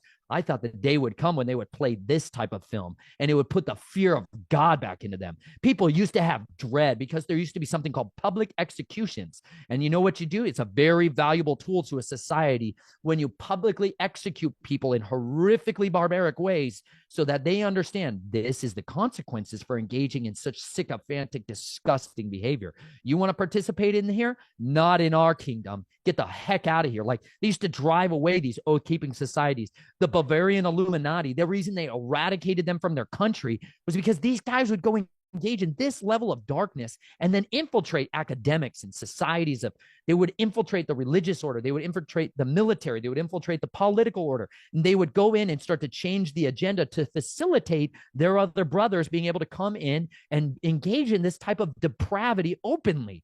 And so societies as a whole would learn about this and they would rise up and drive this out of there. And then they would bring these guys out to the streets, cut off their balls in front of everyone and choke them to death with it. They would stack tires, like down in Mexico, the way they dealt with that, they'd stack them in a ring of tires and they'd light them on fire. It gets rid of all the DNA evidence. It's an incredibly effective tool. Like, this is how people have dealt with this. They call them vigilantes, whatever the heck you want to call them, hands of God. Like, every time people are like, vengeance is mine, says Yahuwah. What the heck do you think he does? He raises up adversaries to deliver vengeance. And he does it mostly through the hands of men and women, like Jael, who drove a tent peg through the skull of Sisera and his army in her house. She's all like, come on into my tent. Come on in, have a nice little relaxing snack. Come on, I'll give you some cheese and some curds and milk. And he lays him down to sleep, and she picks up a tent peg and a hammer and drives it through his skull. That's a righteous woman. That's the type of women that we need. People that are protectors of their home instead of perverters of justice, who turn the blind eye to Uncle Jerry, who keeps raping their children back at night, and they don't talk about it. They don't tell anyone because they're so learned helplessness. No, they absolutely and utterly put a death note to it, and they don't allow it to happen one more time. We're supposed to have that level of protective instinct in us. And every one of you who's watching this who doesn't have that, it's because someone chemically castrated you and raped you of your identity as a warrior to fight back against this stuff. This is what they should be doing with the United States military. And instead, they're out there waging war on all these other countries. You're like, what the heck? You're killing millions of civilians over here. Meanwhile, we have tens of millions of people being tortured and tormented and depraved of any level of happiness and the life, joy, and pursuit of any kind of happiness. We have so much depravity and destruction of the soul here, and we need those guys hunting and killing here, not just the people that they send you out on missions. And they built this system out so in the military they're all like scared because they're like, I'm going to get arrested, I'm going to get right, man. They've got all these secrecy oaths and all this other filthy worthlessness to keep all this stuff secret, that the United States government executes its own citizens and citizens of others in order to advance a totally evil agenda. Like, the God of the United States military that all these soldiers are swearing to is the God of fortune and luck. Like, you can look up his name. It's the same gods of old. It's the same plumed serpent. You literally are swearing an oath to the death dealer himself. And you have to renounce those oaths fundamentally, because hunting humans is what soldiers were made to do. The military has embraced this doctrine, but it's under the ground. It's under these special kill teams. It's under the directives of the Central Intelligence Agency, which operates under the State Department, so that they can operate as a diplomat or an ambassador, so that way they're not breaking their charters. It's all these filthy semantics and rules. It's just a bunch of worthlessness to not just go let the wolves go do what they were best at, which was tearing the throats out of monsters at night. And instead, they're all compartmentalized and locked up through these fractured mind control handlers programs. Like, all of these security and transport agencies, all these different groups that just run around and cover up this underworld because they don't want to let the dogs off the leash, because they know they would eat their handlers instantly. And that's what y'all need to do. Fundamentally, you got to devour those people. And now I personally have surrendered my sword to the Father and said, hey, for now, I'm going to give that to you. If you ever want me to pick it up again, you'll make that fundamentally clear. But until then, the sword that I'm choosing as an act of my will today to wield is a different one. I found out that these swords are incredibly effective at our message. And this one is one that I had to go learn how to fight. How does he fight? I'd like literally study the Bible as my war manual. I'm like, how does he fight? Because I believe that's literally the source of truth for me in my life. Everybody's got their own understanding of it. However, for me, that was the foundations of truth that I've helped to rebuild my life and find me freedom and restoration and healing. Because you know what?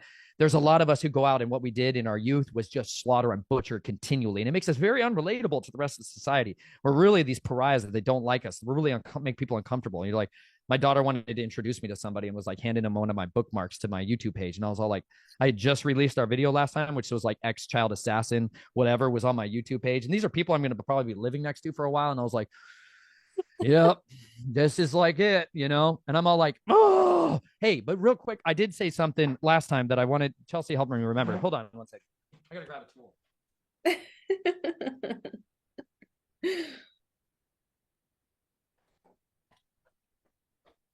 I finally found a purpose I found a job that helped me get out of the mental trap of feeling like I have no service to offer society. You're right. You're like, people don't like killers. You know, it's all frowned upon these days. It's lame. Anyways, it'll change in a hurry, y'all. It'll change in a right quick hurry, and people are going to have to get their heads on straight about it and learn how to handle that in a quickie. But okay, I'll show you this. This is covered in blood. Don't worry about it. It's animal blood, I promise. These are because I butchered a bunch of sheep for one of my friends who's got a homestead and was like, we want to put some meat in the freezer. Will you come help us butcher some sheep? So they bought some sheep from somebody else. They're like, they got some pasture raised sheep. They're all pretty happy sheep, you know? And so we went out into his field and helped catch these sheep and wrangle the sheep. I became a shepherd down in North Carolina and then in Texas as a farm manager. And we began to wrangle all these St. Croix sheep. Greg Judy, the greatest ranching farmer pioneer of grass-fed, rotational graze. Anyways, check it out. But I became an artisanal butcher. Somebody paid me to go fly up to a class up in Washington by this guy named Brandon. He is farmsteadmeatsmith.com. Maybe you can pull up his website. I don't know. But anyways, this is like the only post I have on my YouTube community page where I posted something about like being really pumped up and fired up. It's one of the few times I wrote. What's the website? Because I'll look for it while you're talking. Farmstead Meatsmith. I think that's it. Anyways, it's going to have a guy who's like smiling with a giant, beautiful rack of meat, you know. But these tools help me find an identity and a purpose for like killing, because like it's fundamentally something you got to exercise on occasion. And I know that's super creepy. It makes people uncomfortable, whatever.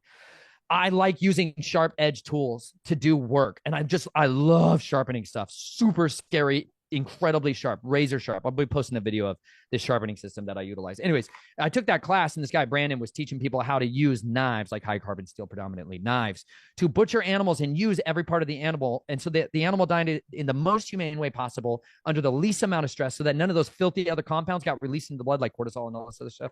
And then how to butcher the animal entirely. And for me, that was a huge outlet of like, wow, I've got a purpose for this blade that's locked up inside me all my life. Like, I can add value to my neighbors. Like, I can add value to society that doesn't involve just killing people, because I'm like, I don't want to kill people anymore. I choose as an act of my will not to go kill people anymore. You know, I surrender that. But helping people dispatch their animals because they're fundamentally too cowardly to kill their own animals. And that's a real reality. Like, don't get a stupid farm animal until you know how to kill it and you're willing to do it yourself. I think it's the weakest thing I've ever seen in society. People are like, I'm going to raise these chickens, but somebody else come and do the killing for me because I don't want to see it. I'm like, stop it. You want to eat meat? Kill it yourself, butcher it yourself. You know how it died. You know how it died. It didn't die in this trauma state like every other mainstream version of meat processing facilitating does. Kill it yourself, raise it yourself, and you have this totally different meal of satisfaction. And then you get to take care of how it's fed. But anyways, artisanal butchering has transformed my life and given me the opportunity to add value to my neighbors and given me all kinds of connections. Like, I've actually had more work from doing this than I ever did with other versions of farming. I did land consulting and farm consulting, helping people build out their properties and like bioregenerative agriculture and all this other stuff. This is fundamentally what most people need the most help with, because they're basically dumb. They're like, I don't know, this is my favorite Dexter 5-inch skinning knife. This is one of the best ones. Go buy old knives. They're better. Most of them. This one, Dexter's are great. This one rocks. The rest of these I don't recommend. That one's great. But otherwise, I just use almost entirely this neck knife made by MT Knives, Genesis neck knife. I use this for butchering the entire animal. I love this knife. It's fantastic. It's terrifyingly sharp and fundamentally wonderful. Anyways, that's how I found some help hunting humans. Because you know what? I still hunt them every single day of my life. I just try to hunt their souls. I want them to become double agents. I literally want them to come out of the kingdom of cowards, and I want them to become kingdom of courageous. It's just so much better out here. We could use you on our team, y'all. Come fight for the freedom of the people that are in tortured cells. You know what I'm saying? You can learn a different way of fighting, and it's way more effective. So we need you on this team. When I interviewed John Wedger, who you know, he said something that a couple years ago that really stuck with me, where he was like, you know, I'm not gonna kill these people. I'm not gonna eradicate them, and I'm gonna be a mosquito in the room that's buzzing 24 hours a day. Like, they're always gonna know, they're always gonna hear me and know that I'm there, even if I can't do everything that I want to do. Like, I'm gonna be that mosquito biting at them and buzzing in their ear. And I was like, I love that. That's a good way to, you know, say what you are, where you're fighting in a different way now, not necessarily with violence with people, but like you're gonna pester the hell out of them. They're gonna know that you're right on their trail. And you're right, we do need everybody to step up that's listening. Recruit. Never stop recruiting. That's the fundamentals, you know. Recruit from within. 100%. And I want to go a little bit deeper into that question that we just asked. So talk about when you are called on a mission, when you're in these systems, how does that work? Is that something that you're told and then you're given directions and then sent on your way? Or how does that work, sort of from a perspective of maybe an experience that you have? Or what does that look like from that start to finish when you're actually on, you know, boots on the ground, going on a mission, and you're set to kill one person or many people? And maybe you could allude to that too. Like, as a mission, are you killing multiple people? Is this one person? Maybe it's different every time. Like, how does this look when they're sending you out on this? Well, you generally get a briefing. First and foremost, you're going to get, like, we just used to have folders, basic folders that would have a dossier on your target. So it would have, I grew up analog, y'all. I know this is a little different probably now, but I grew up mostly analog. Paper trails are not a real thing you want to have anywhere around. So you would have the most basic bare bones amount of information that was on a target that was necessary and pertinent for you to be able to build up a game plan on them.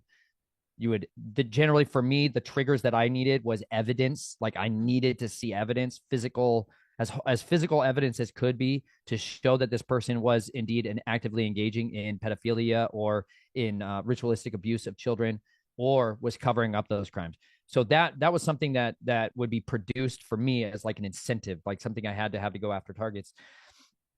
You'd have somebody who would bring you that dossier, and a lot of times this is done through a courier system. You have dead drops where you are like, you'll get activated to go out, sometimes through a phone call, generally through somebody reaching out to you to bring on this side of you.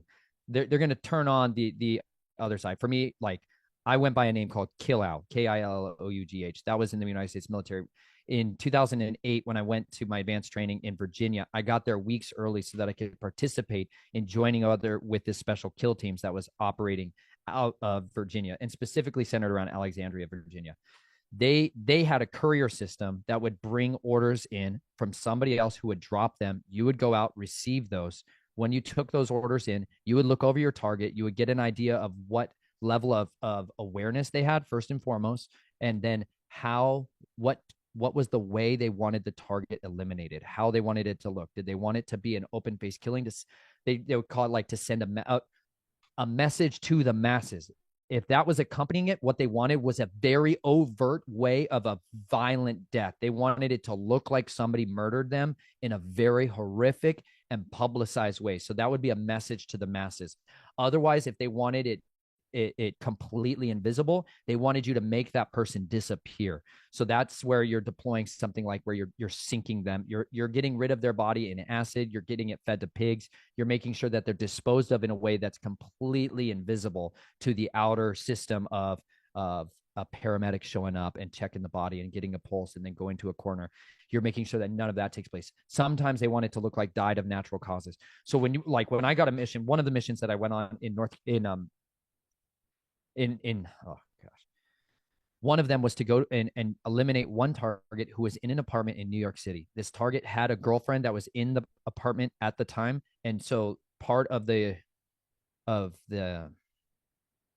loose ends is whether or not a witness, if there is a witness involved, you have to find out what are the rules of engagement, whether or not that person can be killed, whether that person can be dragged and bagged, meaning that they're going to go into prison, they're going to disappear, but that's not going to be my job. They're going to be extracted, and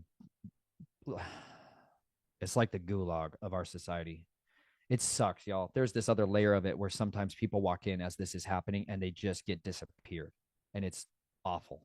That's part of it. Anyways, this guy was part of a defense contractor, and he had information that somebody believed would compromise a politician, so they wanted him killed.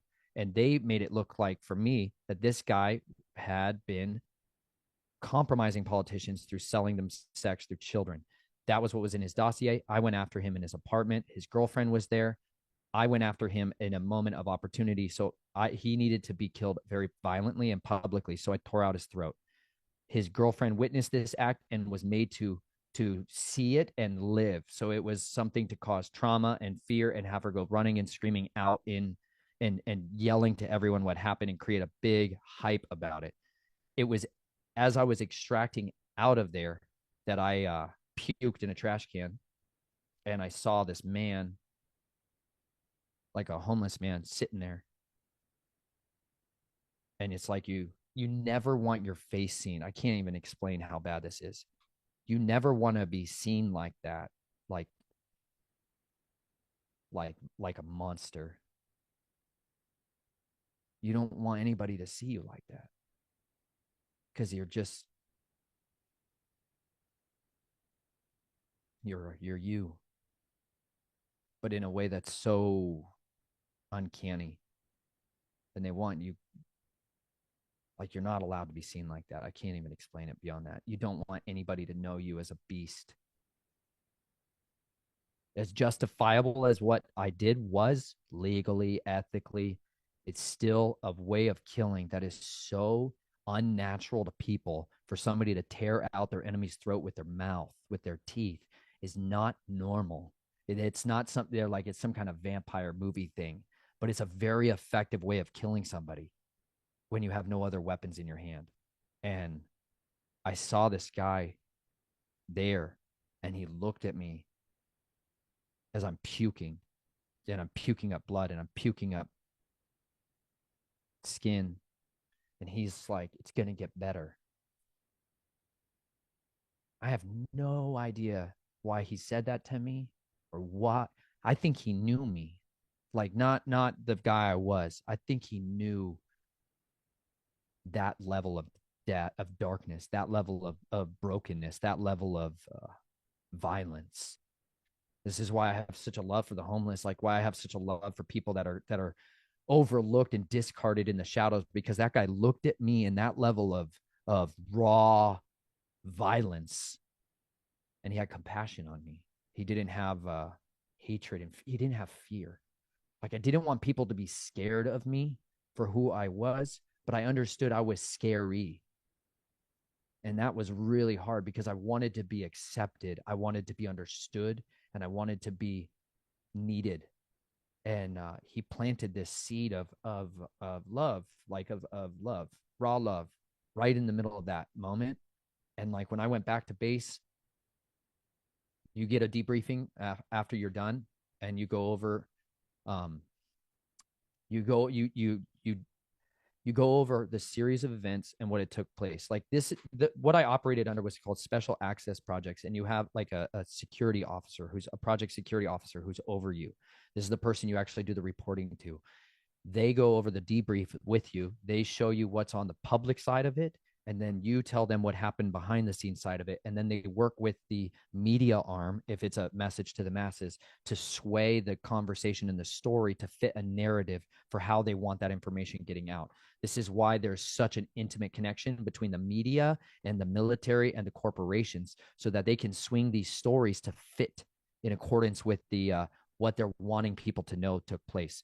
That level of it is where in the debrief that they generally try to eradicate this kind of any level of emotionality that got put in there. They try to get rid of that, so that you just go back to being the cold stone operator, just clear and level headed. And so it was like I had to compartmentalize and bury off anytime I ever had like an emotional response during a mission. Anytime I had like a level of humanity, like that had to get shut back down. Like there was this one instance when I was young, and they sent me after this couple, like a husband and wife in Pine Top, Arizona. And I was walking through the forest. It was like a super simple, like DNC, like you kill them and then you get rid of them.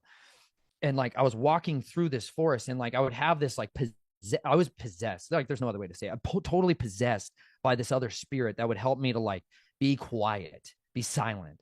And like I was walking through this forest to go in towards this house, and their lights were on and I could see them. And I hate that feeling, like, because I used to watch people from outside their homes picking my moment, like picking, like to choose when you're going to kill somebody is a serious thing. And people that have their lights on in their houses, it always just blew me away that they would have their lights on in dark, like dark outside, light inside, just because you'd sit there and just watch them for hours all night long. And you're waiting for them to get into a position where you could absolutely sneak in and do the killing.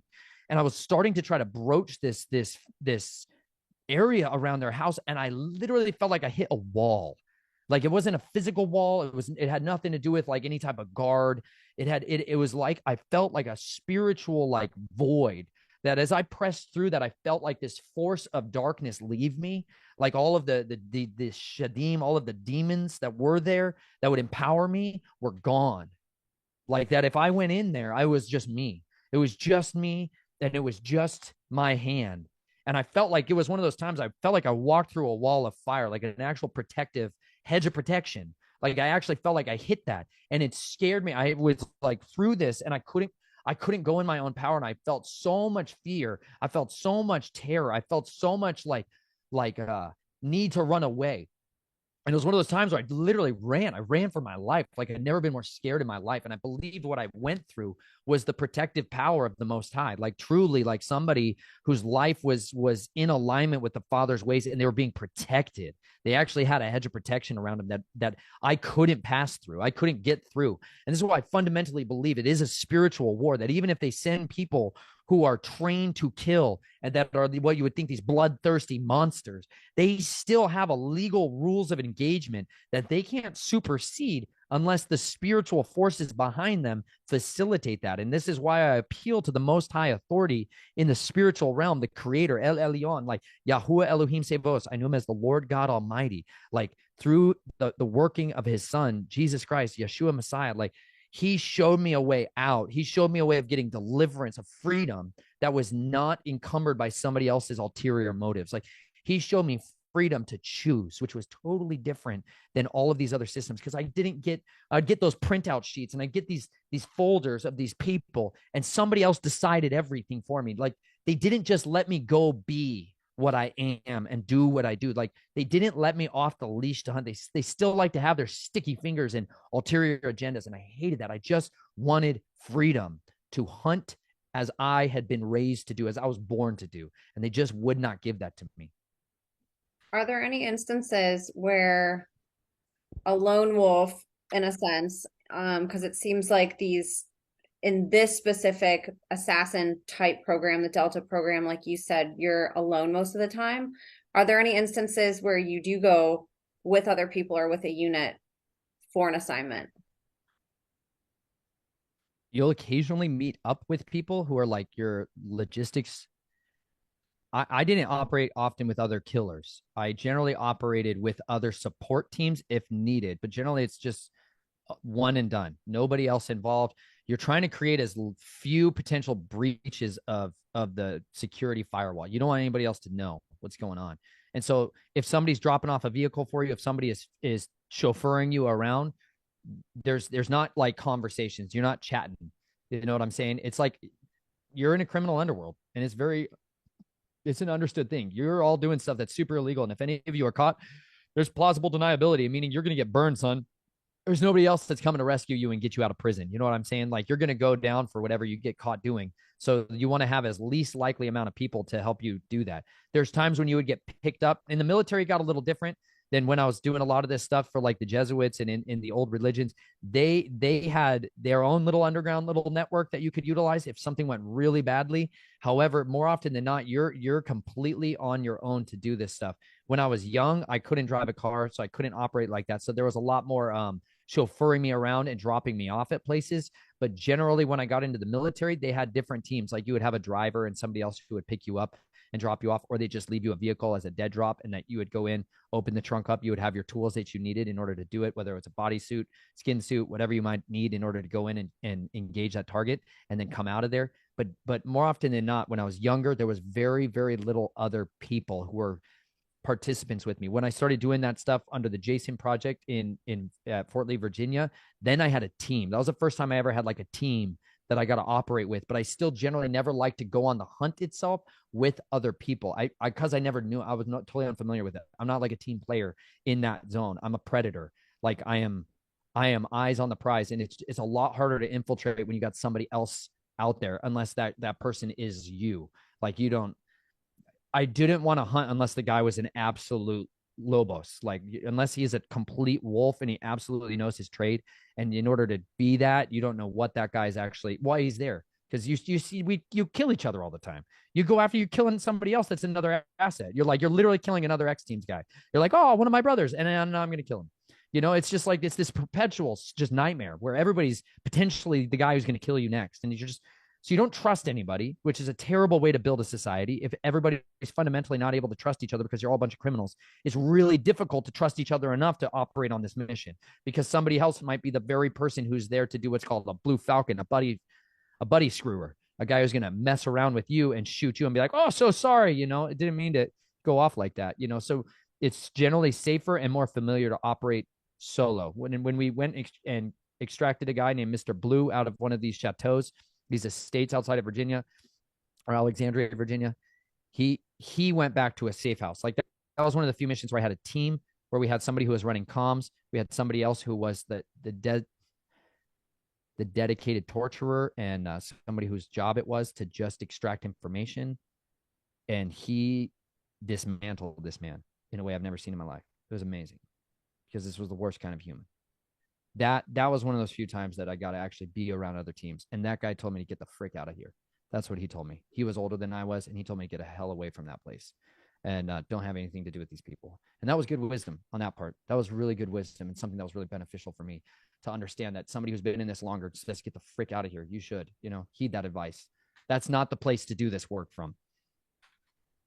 Yeah, 100%. Now, I don't know exactly how to ask this. For practice, this isn't like, say, playing a game or sport, for example, where you can maybe practice a drill over and over and over again just in your spare time and like know that you're going to nail it when you're actually on a mission. Would they have you practice on real people to prepare for actually going out and killing somebody on a mission by yourself in, say, a controlled setting? Or how do they prep you for that moment where they're like, all right, just go and we're just going to trust that this is going to work? Yeah, you practice on vagrants. Where do you think these homeless people go when they round them up? Like, what do you guys think human trafficking is? It's snuff films. They don't waste any product. Like, they literally, this is like a business. They don't waste product. They gather human beings as cattle, ship them in here, and then they torture them and kill them, and they profit on the process on every step of the way. It's like a corporation. The same. They got shareholders that they literally have to fulfill these products. And this is the way they do that. And so when they go out and round up a bunch of homeless people, or they round up a bunch of illegal immigrants, and they take them down into these underground areas, and I'm not talking about like deep places. I'm talking about like the basement of a building that's been soundproof. It doesn't have to be much. It just has to be an area that's a little bit out of town in the country that's got a shed where they go in and do this stuff. It's not theatrical. It's like gross. It's gross. It's really gross. It's like a barn. There's a, like, you can walk. I could guarantee you I could go into your city and in under a couple hours find places where this is going on, because it's stinking right there in front of people's faces. In Colorado, there's a place in I think it's called Brighton, Colorado. There's just an old barn, like major, looks like new subdivision housing going on around it. And like there's an old abandoned barn. It looks really picturesque from the outside. People take pictures of it. Literally, they go out there and they take pictures of it. If you go inside there, they've got chairs with extension cords from the rafters going down so that somebody can be spread eagle right there, with blood and rags and headless dolls everywhere. Like, you can walk in and find this stuff all over the country. It's everywhere. It's in every city. It's in every town, even your tiny little town where you think this isn't happening. People are so addicted to their lust, they cannot stop this. And so they go and take the undesirable class. Like, we still have a class society where we have the untouchables. They call it the caste. Like, this is literally how they engineered our society, so that there's this class of people that we look down upon on this degraded, demoralized level. And then we foment, like, this is literally how they bring in all of these drugs and they give it to class of people. They predate on them to ruin them, to destroy them, to ravage them. So they have cattle that they can feed into this underground system. So when somebody needs bodies, like little living beings, when they need them to be able to be utilized for this, it's just like a prisoner of war, where you're going to go in there and you're going to torture somebody, and you're going to learn exactly what nerve clusters to strike when you're trying to disarm somebody, when you want to disarm somebody and strike them on their wrist so that they can drop something that's in their hand, when you want to completely incapacitate somebody with a knife hand. Like, one of the major trainers of this was a guy named Fairburn and Sykes. Like, oh gosh, this freaking guy. He has a system of fighting that's called gutter fighting, and he was one of the king's guardians brought in Shanghai. He was head of the British, okay, the MI6, MI5, their secret intelligence side of things. He was over in Shanghai and was learning all these different combatives and martial arts over there, because it was a hellhole. And he was trying to be able to he joined their police force and was like, how the heck do I fight it back on all these people? So he got training from a lot of the people that guard harems. They guard the bodyguards of queens and kings and their concubines. And his method of fighting was that he could take a 5-year-old to an 85-year-old and teach them how to kill people very, very quickly, disarm them and destroy them. And he was very responsible for a lot of the methodologies that are used in the assassin training programs that took place here in the continental United States. During World War II, in the foundations, before we even technically declared war, they set up these assassin training programs at Camp X, which is just in Canada. And then the other one was at Camp David. Camp David is where the presidential retreat is, where you see like our presidents are like, oh, they're going out for a retreat and they're going to go hang out at Camp David. That's where they take them there. It's literally the camp during World War II where they started training assassins on how to do this stuff. Fairburn was one of these guys who was brought in to be one of their main trainers for that. Another guy later on named Applegate was another one. These are the fundamental guys who you learned the dirty tricks from. You learn how to kill people instantly. And that's why the use of the dagger is fundamental to that, because you basically got a needle that you can put anywhere inside a body, get through clothing, get through armor, get through the defensive mechanisms in the body, ribs, spine, all these skull, all these other components of the body that defend the body and protect the body. So like that level of training that is necessitated on, it's something that is absolutely critical for somebody to be able to do this. They need human bodies to be able to do that. This is where the relationship comes in with body labs, which is the universities that are doing autopsies, where they're training students on medical labs and cadaver labs. This is where one of those areas that they get in. People that are like, I'm donating my body to science. This is where a lot of that stuff goes. Okay. So when they need a living person to do that, then they're going to reach into the prisoner systems. They're going to go start pulling people out of there. They're going to say, we're going to transport this guy to a different penitentiary. And meanwhile, the guy gets completely disappeared into the system. He disappears. This is where foster children are utilized, child protective services. This is where they're feeding those children that go missing. And they're like, shucks, we can't find where 17 million children have gone in the last 25 years. Sorry about that. They're literally fed into this underground system so that they can profiteer upon that process. And part of that is fundamentally there. My family had an estate in Rochester, New York. And my uncle, his name was Heber Hamilton, Beetle Dunkel. This guy was a New York City police officer, and he was operating out of this estate up there in Rochester. And our neighbors at the time were the Clintons. The Clintons had one of their private houses up there in Rochester. And part of that training that he was teaching me through was like, you need to be able to ultimately get past and evade Secret Service, because these are supposed to be some of the best guardians that they have. And so he would bring people up there. He had motion sensors all over his property. He had ways of detecting people. He had guard dogs that they would bring on. And you would, as a child, you're learning how to infiltrate and get in. And it's like a game. It's not always this like scary, big bad guy thing. It's like a game. They're going to couch it as like games, because children are, they're easily manipulated if you couch everything as games. This is why perpetrators are able to be so successful for so long, is because a child doesn't understand it was not normal until much later in life. And if you control the environment of those children, they can't see it as different for a long time. You had something you wanted to say there, Emma? It looked like it. Oh no, you're good. Keep going. Okay. So up there in Rochester, that was part of the training, was to try to get to where I could infiltrate past Secret Service. If you can get in there and plant something, it was one of those like, you pass the test and you can kind of go on to the next prize. But human cattle are that great resources, and this is what fundamentally, there's more human slaves alive today than have ever been. There was no like eradication of slavery in the United States. It just went underground, and they just went to a less desirable class of people. Wow. That's interesting. That was a good question that somebody asked. And you had mentioned another question that somebody had asked. You mentioned part of what could happen. The question was, what happens if an assignment fails? What happens if an assassin gets caught? So you mentioned jail, which obviously, there's that option. What if, for example, and I'm guessing this would be a scenario that this question could apply to. What if you escaped the mission, but you didn't kill the person, or you weren't able to complete the task, but you got out safely and were able to go back to base? Are there consequences, or how does that work on that end? On one side, there's definitely consequences, but fundamentally, it's part of it that there's going to be failures. There's going to be, I don't know. It just depends on what the group is that you're operating under. Some of them are furious, and there's going to be major reprisals against you, but a lot of times it's blowback that doesn't affect you as the hitman. Like, you're the wet worker. A lot of times these are corporate players that are dealing on a scale that's just not, it's not on our normal waking level. Some of these targets, I'll just be super transparent, they were not the pedophiles that they were made out to be to me. They just used that as a propaganda piece to get me to go after somebody else. A lot of times this was so that somebody could get somebody else killed, so they get a corporate contract that they wanted. Somebody was not willing to sign a piece of paper that transferred shareholder shares so that they could be the majority shareholder, so they had that man assassinated.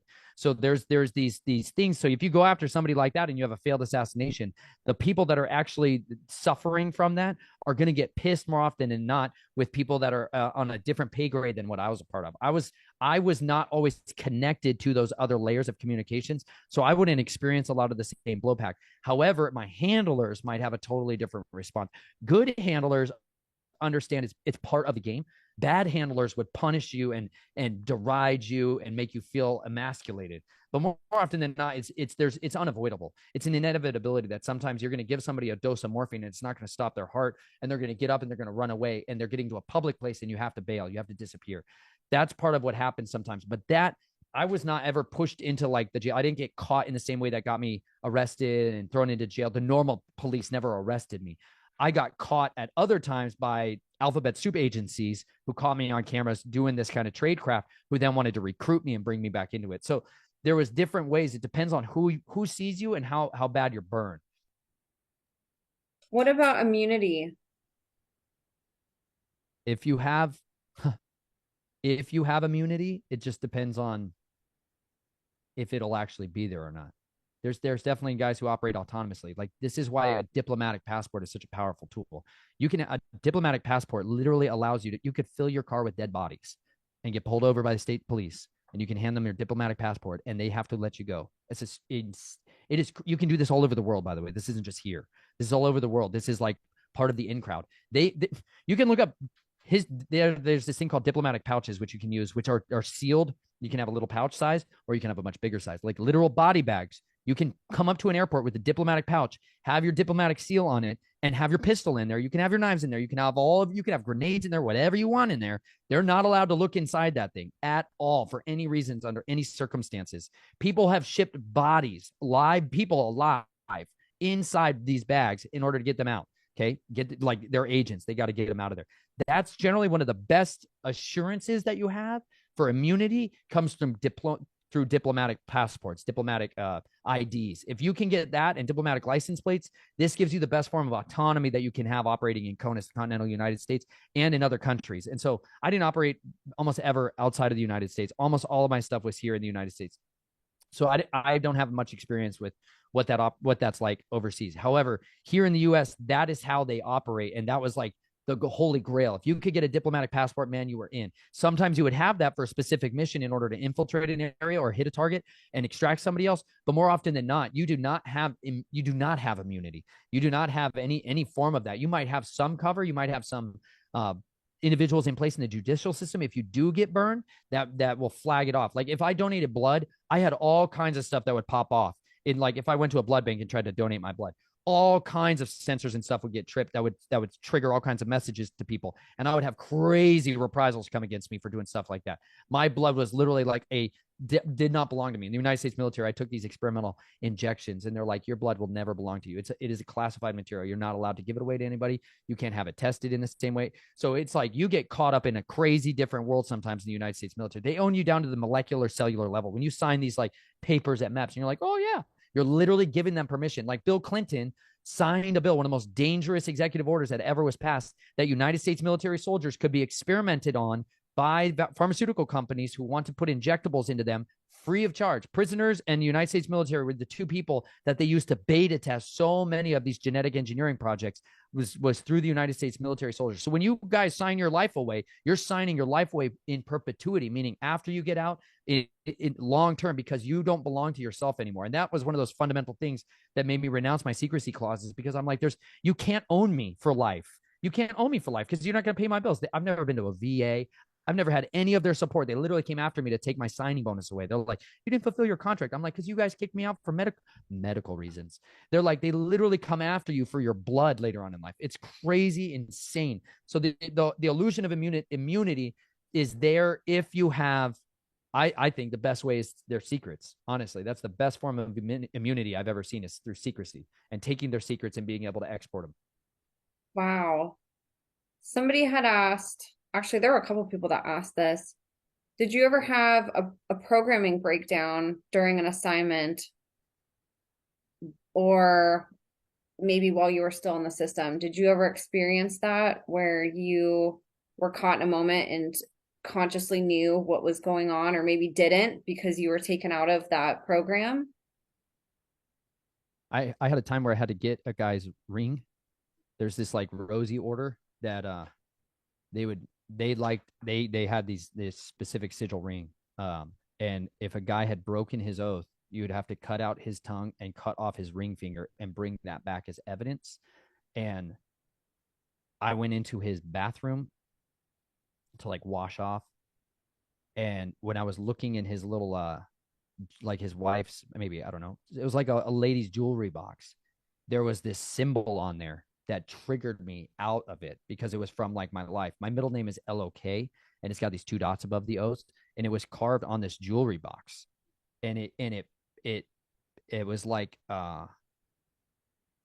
two drivers in a seat at the same time, where one side was like a conscious slip, where the other side of me was coming forward, like the normal waking side of me was coming forward, and then the the other was there, and it was like two drivers too much, overloaded the system, and I start, they call it like a internal tremors.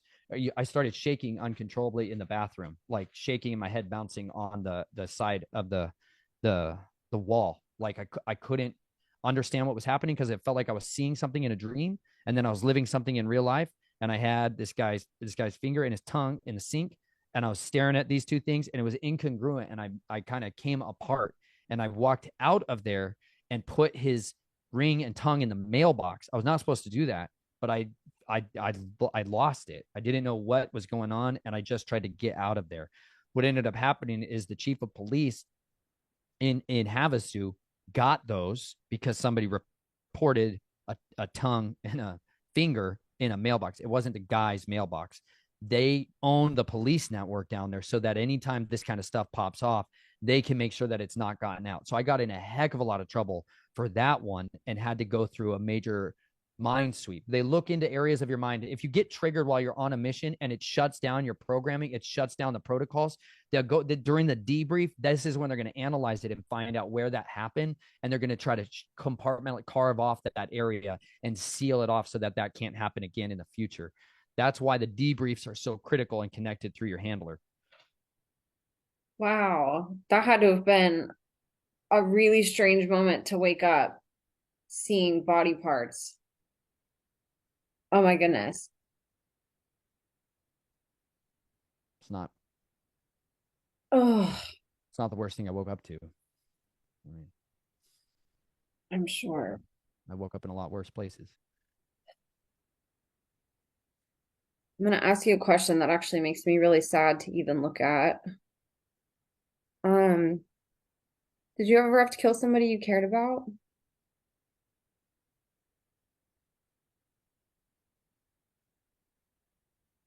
Yeah.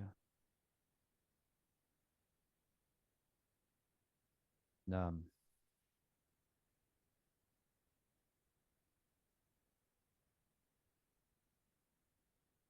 in order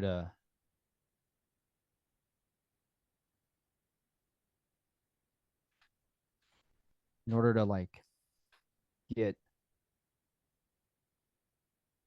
in to certain circles, they bring somebody you know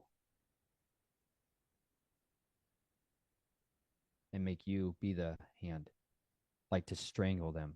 There was in Sholo, and I had a friend who was in my school who was in third grade who had this like stutter, like a physical one with his body, not with his mouth. And so he was kind of an outcast. People made fun of him, and he and I became friends because I would move schools all the time. I moved there from first grade. From second grade, I was in one private Christian school for a semester. Then I was homeschooled. Then I was put in public school for my first semester of third grade in Flagstaff, Arizona. Then I was moved to the White Mountains. And so I was this transplant kid, and people just bullied the crap out of me all the time. And I didn't have friends. So then when I found friends, it was the outcasts, it was the weirdos, and he was one of them. And he was in this smart class, like this gifted program, and he had a high intellect, and I think that's why he was a little odd, was because he was just a lot smarter than everybody else, and he didn't he didn't know how to communicate very well, and so I liked him because he was weird. And but that during one of these rituals to try to become a shadow walker, somebody who could like be a part of skin walking and shadow, like realm walking, you have to kill your own family member to become a skinwalker. And in this Apache reservation, they have the shaman who's there to initiate you into this right? And they bring in somebody you love. Normally it's a bloodline family member, but I didn't have love connections like that with my family. And so instead they brought him in and you strangle them. I strangled him, you know, and you're like supposed to strangle them and like breathe them in as they die in order to be possessed by this and become something else. And it's one of the worst things that's ever happened was kill somebody you care about. I don't know that I loved him, but I cared about him and I thought he was innocent. And that was fundamentally broke me so bad. Innocence shouldn't be caught up in it.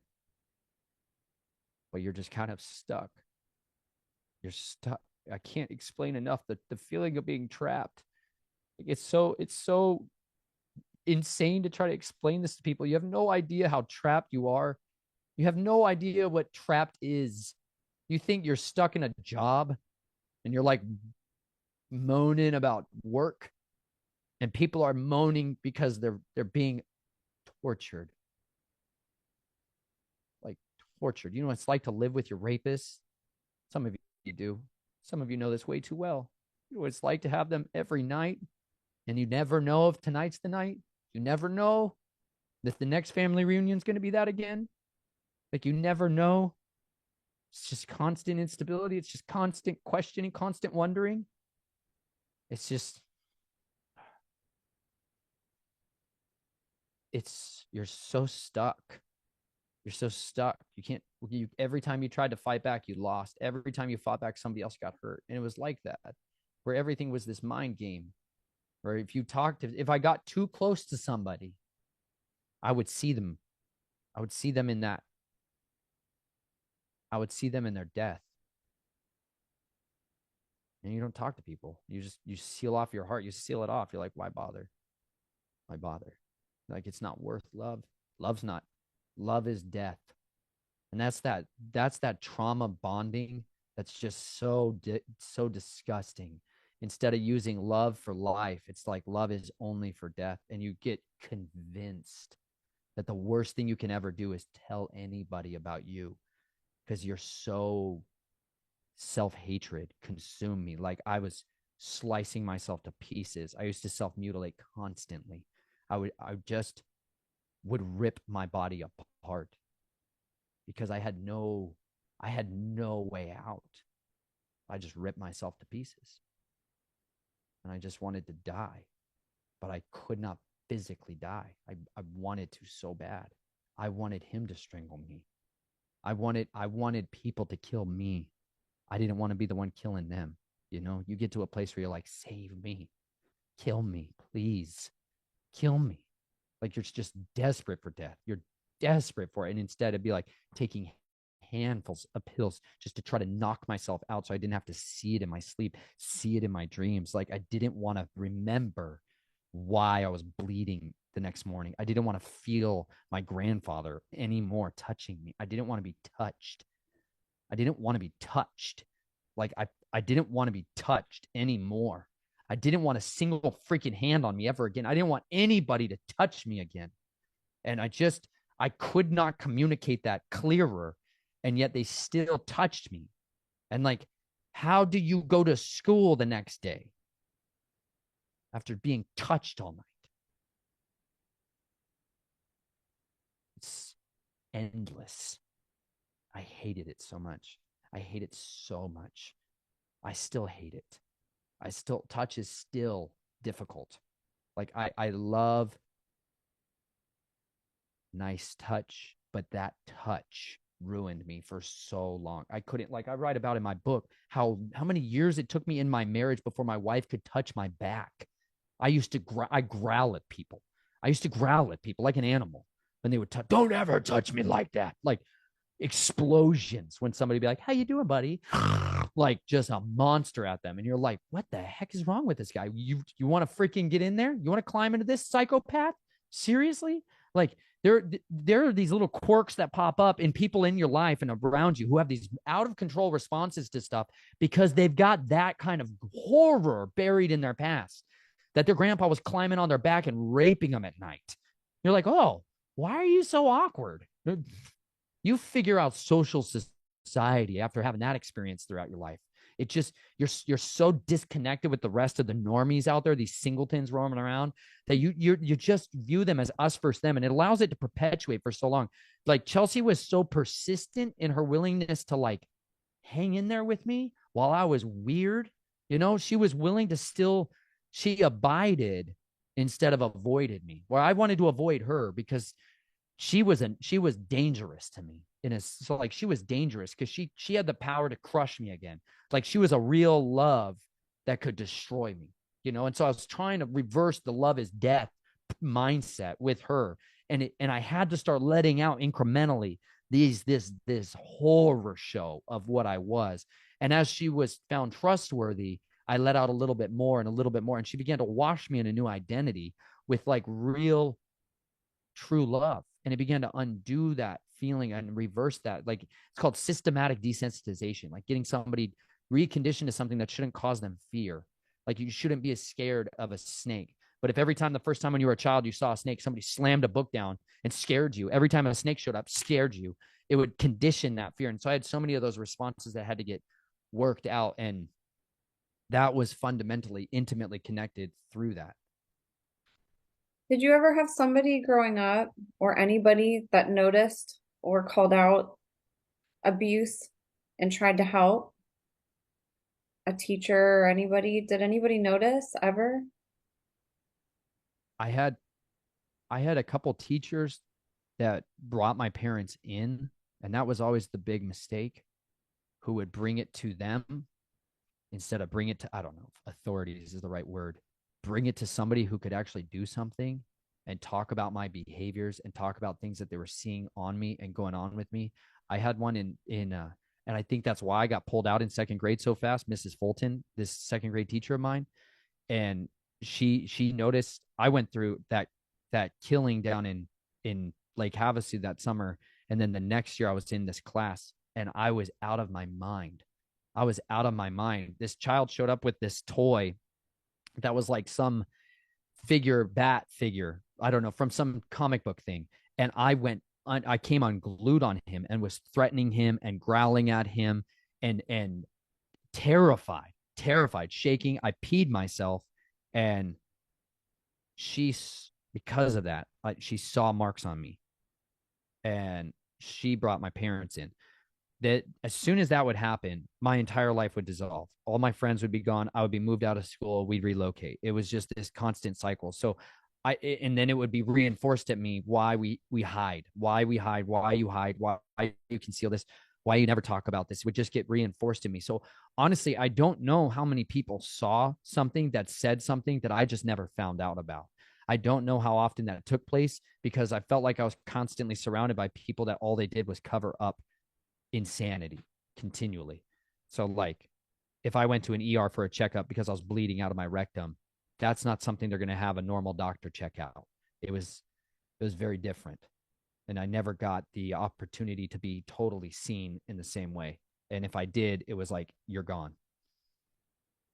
Yeah, it's like there's networks within the network. There's doctors that are in the cult and hospital rooms that are separate from the rest of the hospital. And it's just amazing. Therapists, it's amazing how vast this is. Lawyers, judges, that there's really somebody cornering every aspect of somebody trying to get out of this system. And that's why, Nathan, you're such a miracle.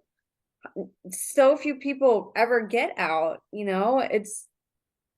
it's incredible that any of you do. And there's so many of you, which is so incredible to discover over, and I know you have too, just over these last few years myself, just seeing how many people have been able to get out of this horrific system. But it boggles my mind how, because they literally make it absolutely impossible to do, and you literally are a walking miracle, Nathan. And I appreciate you sharing this because it's so vile what they do. It's like incomprehensible to think about the lengths that they go. And, you say the best word, cowards, people who pick on children can't even pick on somebody their own size, And I know that they're mind controlled. I know that these are extremely abusive systems. These are systems that corrupt a child at the most core, disgusting levels, these beautiful little babies, these children of God, and the things that they do to turn them into these monsters, just this pure evil. It's so incomprehensible. Um, I really appreciate you sharing this stuff with us. And like I said, I just want you to know what a miracle you are that you're here today. Like, I'm so happy that you're here today. I'm so happy that you're able to talk to us and that we get to know you. Like, what a loss that would be if you didn't get out. And I think about all the other people that are still in there that could have the opportunity to be right where you are, and it's so sad to think about that. All these lives that from the time they're born to the time they die, that's all that they know is just violence and lack of love and torture, just nothing humane. And it's so heartbreaking to think about. Um, so I really appreciate you sharing because this stuff is definitely it's sad to consider, but it's so inspiring to see that there are people that are getting out and that, the fact that you're using your voice, you're going to help liberate so many people from this who get to hear you, and help so many people heal from it. And I want to ask a question actually on healing, since we're talking about that a little bit. Somebody asked a really good question about, is it possible for, they put SRA survivors, but I'm just going to loop it into MK Ultra programming, whatever. Can survivors of these horrific crimes against humanity heal without Jesus Christ, in your opinion? I guess fundamentally the question is like, what do you mean by healed? I I think they can absolutely heal aspects of their being from this without a understanding and a relationship with Yeshua, with the Messiah. Like, I think there's ways that you can get set free that don't require drastic understanding of the mechanics of spiritual warfare or an understanding of the word. I believe that you can have deliverance brought to you without you even comprehending where it was sent from. And this is something that I think is critical for people to understand. You don't have to know who he is to know that there is a absolute irrevocable force of love that is working tirelessly to try to set people free. And that desperation to get out, to get peace, is such a gift that was designed into every one of us. Like, it's fundamental, that makes us unique. We are so distinct from creatures, from animals, in that we have a desire for freedom, a desire for love, a desire for hope, a desire for satisfaction, a desire for rest that is innate in us. It's the image of the creator that's working within us. And I know a lot of people get an incredible amount of healing outside of any form of a working relationship with Yeshua. I understand that. It's like there is physical attributes of healing that you need that don't require that. However, I say that to say the most effective form of healing that you can have comes through the one who made you. It comes through the one who cares for you. It comes through the one who laid down his life for you to understand what love is, to set you free from the perversion of what love was made to be through all of these other forms of control, compromise, and cowardice. He has dominion, true authority to derive off all of that other realm of darkness. He has the power to deliver you when you call on him. The reason I'm here today, the reason Emma is able to sit here and have this conversation with me, is because I did call on him. I cried out to him. When I was a shepherd on these farms, I could hear the sheep wail. Like, you can hear such a distinction when a shepherd is walking around. Like, I was just a dude walking around a farm, and all of a sudden I would hear a scream from one of the sheep or the goats. The goats were even louder. Like, when you would suddenly hear a scream that was not characteristic of their normal. They talk all the time. They make all kinds of noise. It's ridiculous. It's like an endless cacophony of all kinds of noises. And then all of a sudden one would cry out, And I literally would go running to save them, to investigate it. I didn't even necessarily have to save them.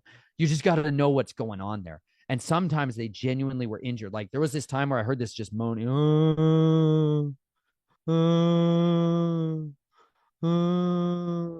and it's enough to just make you be like, what the heck is going on? And we ran into this field, and we were with this other family down in Texas, and like we ran, they had two teenagers, and then we ran out into the field, and we saw just this male sheep, a wether, meaning they cut off his balls, so he couldn't have he wasn't a ram. He was just standing there, big sheep, just standing completely away from the herd, and just standing moaning, doing nothing else. Moaning away from the herd is a huge deal. Lost sheep, big deal. He's standing there moaning, and blood is dripping out his nose. You're like, what the heck is going on? I was able to walk up to him. I carried a shepherd's crook. I would walk up to him and put my shepherd's crook around him and step over the back of him, and I would hold him, pull him close so I could pick up their legs. When a sheep's legs are in the air, it has no other option. It has no plan B. If all it has is flight, and as soon as you lift their legs into the air, they go completely calm. They like this is why you can sit a sheep on its butt and shear it, and you could do medical treatment. You can bandage wounds. You can kill it like from your arms. They literally are completely. They just surrender. It's like true innocence. It's unbelievable. Like I pick up the sheep and carrying it, and it's making this noise. And as I pick it up, all kinds of blood starts gushing out of it. Like this thing is dying bad. It's dying back. And we start carrying it all the way back to the other side of the farm to try to take it over. Chelsea, my wife, was a nurse. She was a RN for like about, I don't know, 10 years, 11 years. Anyway, so I'm running it to Chelsea because I'm like, Chelsea, she loves animals. She's going to cry. She's going to maybe do something to save this animal. I don't know animals like that. I'm carrying it back there. And literally when I set it down, we set it down in front of their house, and we're trying to like deal with this animal, and it dies right there on the spot. And we had another sheep later on who had the same issue, and we were able to capture that sheep and bring it into a stall and be able to give medical treatment. It had all this massive pussing infections that were going on. These flies were landing in and laying all kinds of eggs and transmitting this horrible disease that was killing our sheep. Their chests would swell up, and then blood would start coming out. But that cry is something that is so unique, and you can hear it, and it rises up out of the noise, the chaos of the everyday life. That is the cry. Like I literally have a video called Cry Out, where I tell people like you need to scream. Like you literally need, you've been stuffing for so long all of the screams, all of the rage, all of the anger, all of the depression, the sorrow, the bitterness of soul, like the anguish. Like you need to scream like as loud as you can, as hard as you can, in rage, like let it out, all of it, get it out of you. Like I would just scream in my car. I would get in my car. I would go in the garage. I would get in my car, and I would scream at the top of my lungs, and I would scream, and I would cry, and I would wail like guttural word without words. Like you just there's no words. It's just like absolute ruin. That is heard for through all of creation. No one can silence that scream. That is a scream that the shepherd has been waiting to hear. As soon as the shepherd hears that, he knows their voice. Like if you become one of his children, like you were made to be one of his children, you're not made to be a child of the beast. You're made to be a child of the living Elohim, like the one who loves you, formed you, made you, fitted you together perfectly, knit you together with intimacy and love, like destined you and created you for a purpose, for a destiny that is beyond anything you were ever told. That one who made you, you have the chief shepherd who will oversee your soul, who will look after you, who will come to you, who cares about you, who will comfort you in ways that nobody else can. The reason I'm alive, the reason I shared these explicit details in this book was because like that inner worlds chapter, that one I hate, he helped me to see it in a way that no counselor could. There's nobody on this earth who could have understood this. And he helped bring to remembrance to me this tiny little car that this boy named Danny gave me, this Dodge Viper, blue Dodge Viper. He gave this little car to me during one of these horrible rituals.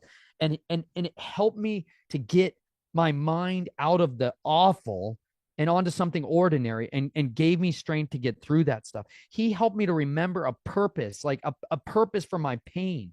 Nobody else could transmute my pain into passion like he could. And so that's why I'm so passionate about his kingdom, because I've never seen, he's not adulterated with corruption. Like he's innocent. He's the only innocent man that's ever been, like truly innocent. Everybody else could have, everybody else.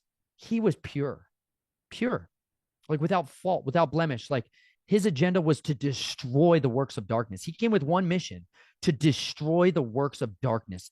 That's why I love him. That's why I serve in his kingdom. I do that because he has a better way of dealing vengeance out than anything I've ever done. And he dealt it decisively. He took captivity captive. He took the keys of death. He has dominion over death, and he saved me. It's a long-winded answer to tell you. I believe, yes, you can get healed in many ways from that. But the true cure for death comes through him.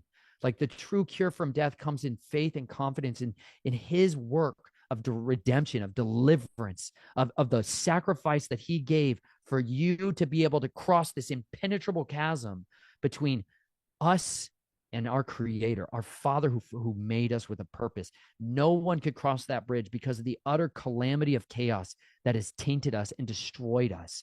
No one could cross that except for one great priest, a bridge builder, who built a bridge to give us access back to our father so we could have a relationship with him again instead of being cut off and abandoned and forsaken. It's the worst thing to be cut off. I've been systemically cut off from my family, like cut off, financially disinherited. Like my inheritance has been taken from me because I did not compromise on my child's innocence.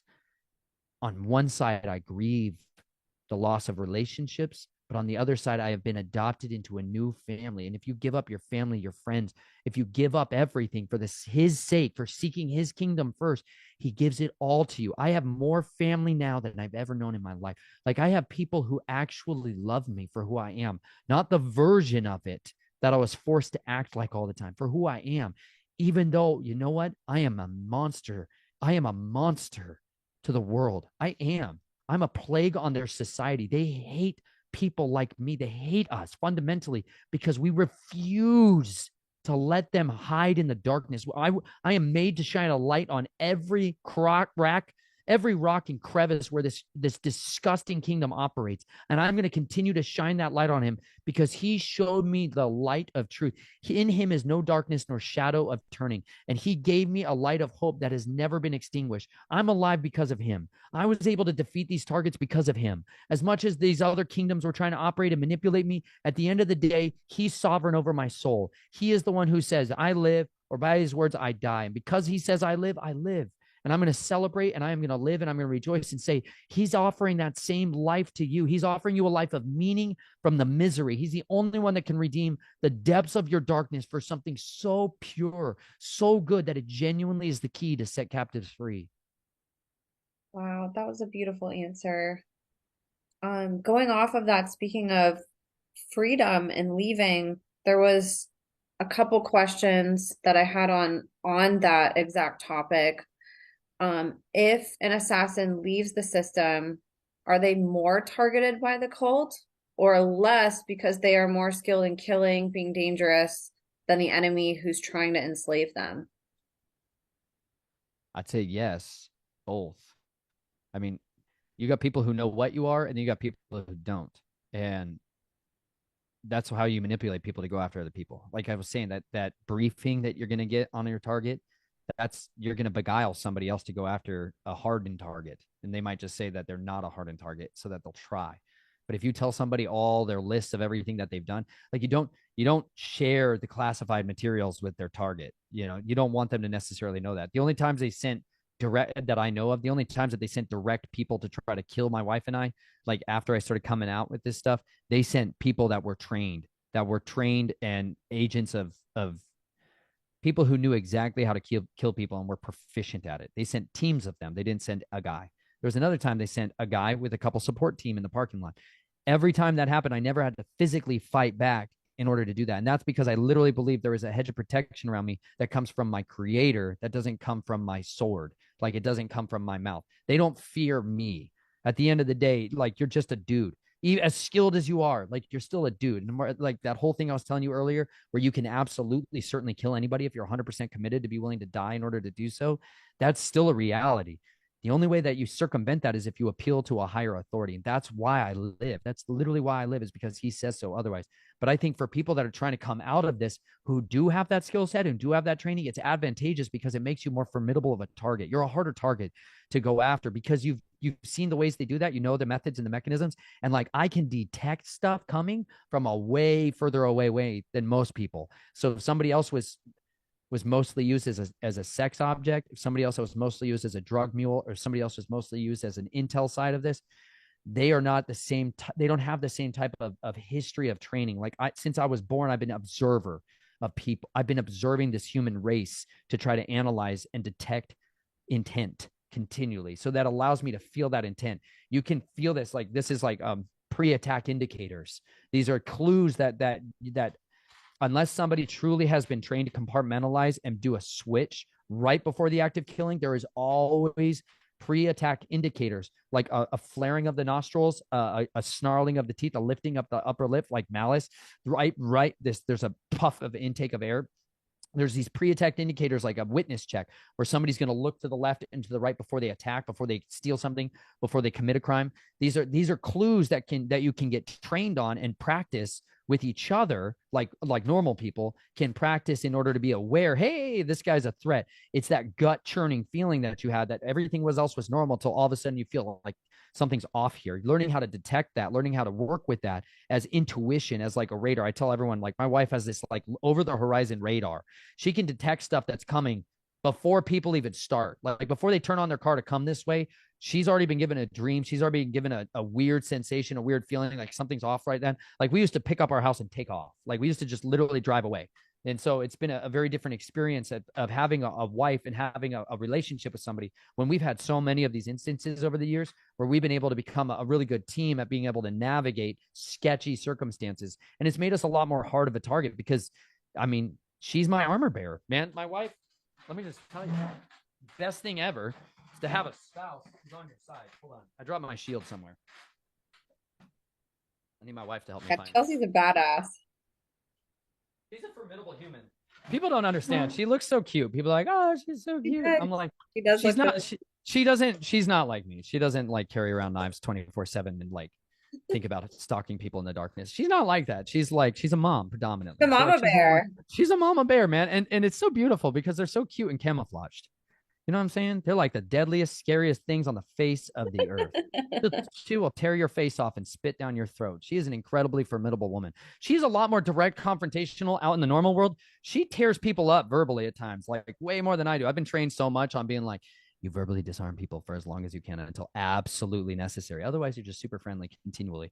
She's just like absolutely zero of this BS, and she'll tear the heck out of people. It's great. It's good for me to see what a mom looks like, because I just had such a passive Stepford Wives version of a mom for so long, that it's really wonderful to see someone be like, wow, that's a mom who sticks up for her children. That's beautiful. Like, it's a beautiful thing when there is the right order in a family, when there's a father who is a protector and a provider, and a mother who is a provider and a protector. Like, they have roles that are super designed and hardwired into them. And when they work together, man, you can put 10,000 people to flight with that. It is a force to be deadly reckoned with. 100%. I had a question too while you're looking for that. Speaking of moms, um, There's that little, this is a little buckler, y'all. This is my everyday carry shield. It's oh, fantastic. Hang on to that thing. That's a buckler.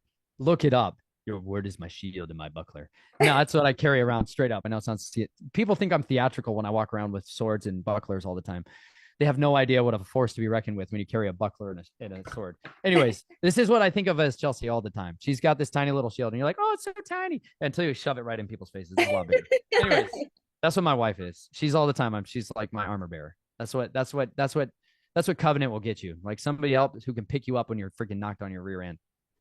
spouses are the unsung heroes. I truly believe that. It's amazing to see somebody like her who didn't experience it just be so devoted to standing by you and just wanting to understand all of this with you. It's incredible. Now, I Best thing did to have happen. a question about your mom that somebody submitted that I had actually forgotten about because it was on the text. They wanted to know, how did your mom take the news about you blowing the whistle? Since I'm, I'm sure you've talked about it before, but at least on this podcast, we talked about how your dad took it. So I thought I would ask that too about your mother. She helped. She did good. You know, she started feeding me breadcrumbs. My mom was, she was raised by my grandfather was her dad. Like the most psychopathic of all of them. She was raised in his house. Like her sisters disappeared at times, like disappeared. She grew up in that house. What a hellhole. I cannot even imagine what she went. I cannot imagine what she went through, what she witnessed, what she saw. They came from this area in Wisconsin with like his sister was a Playboy bunny, like the other level of it in Wisconsin. Yeah, like, and then they went to Southern California and opened up this branch in Laguna Hills. And I can't even imagine. She was an actress. My mother went to college and became an actress and was into this whole thing. Was engaged to be married to a guy, a pilot. She was almost out, is how she said it before. And then it was like they shut that whole thing down. She moved back in and then got hooked up with my dad, and it got good. She became the Stepford wife. You know, I don't know if people know that reference. It's basically like a robotic women. Okay, if that makes sense. It's super passive and just hospitable, keep the house clean, make sure everything looks nice, like this veneer yes woman who does everything that's being asked of her, not literally not capable of thinking. Like almost ditzy. Ditzy is the word for it. Like ditzy and aloof. Like my mom came across aloof a lot of times, like somebody who was high on opiates, like just a little floaty everywhere, like basically dissociative all the time. And so she and my dad would get in a lot of fights about stuff that I didn't understand when I was young, but I think a lot of it had to do with her protective instincts having to get put down so regularly, and her being continually drugged and duped out of this on a regular basis. She was being handled by everyone all the time. And so like when I first started talking, she started sending to Chelsea, like the last time I saw my mother was, and the last time I saw my mom was at my baby shower, Chelsea's baby shower for Naomi. She came and like she started bringing all of this stuff from my past, my childhood, my baby, the photo album, the pictures that you guys see from my book of the abuse and stuff like that. She gave me that stuff. She gave me like she was a scrapbooker. You know, she used to do some MLM marketing, scrapbooking. She had so many photo albums that she had compiled. She used to be up all the time. Like one of the weird things on the female side of this, because I don't know a lot of what happened with the female side of this, they would stay awake for days on end. That was when we had family reunions and get together. The moms and the grandmas would be up continually. It was unbelievable, days and days. And I think a lot of that was this desire to try to mitigate the amount of sexual abuse that was happening, because the grandfathers were always having sex with the grandsons. It was always like a generational out. Like my father never physically harmed me. He never sexually abused me. He was never like a perpetrator on me. That was not like, I've never seen that happen with my family. I don't know why, but it was always one generation out. I don't understand how that works or why that is. I'm sure it has some kind of other realm thing to do with it. But my mom used to stay awake constantly. And like my grandmother, she used to smoke cigarettes 24/7 and just stay awake all the time. And I think it was trying to mitigate how many children were going to get abused during the family reunions.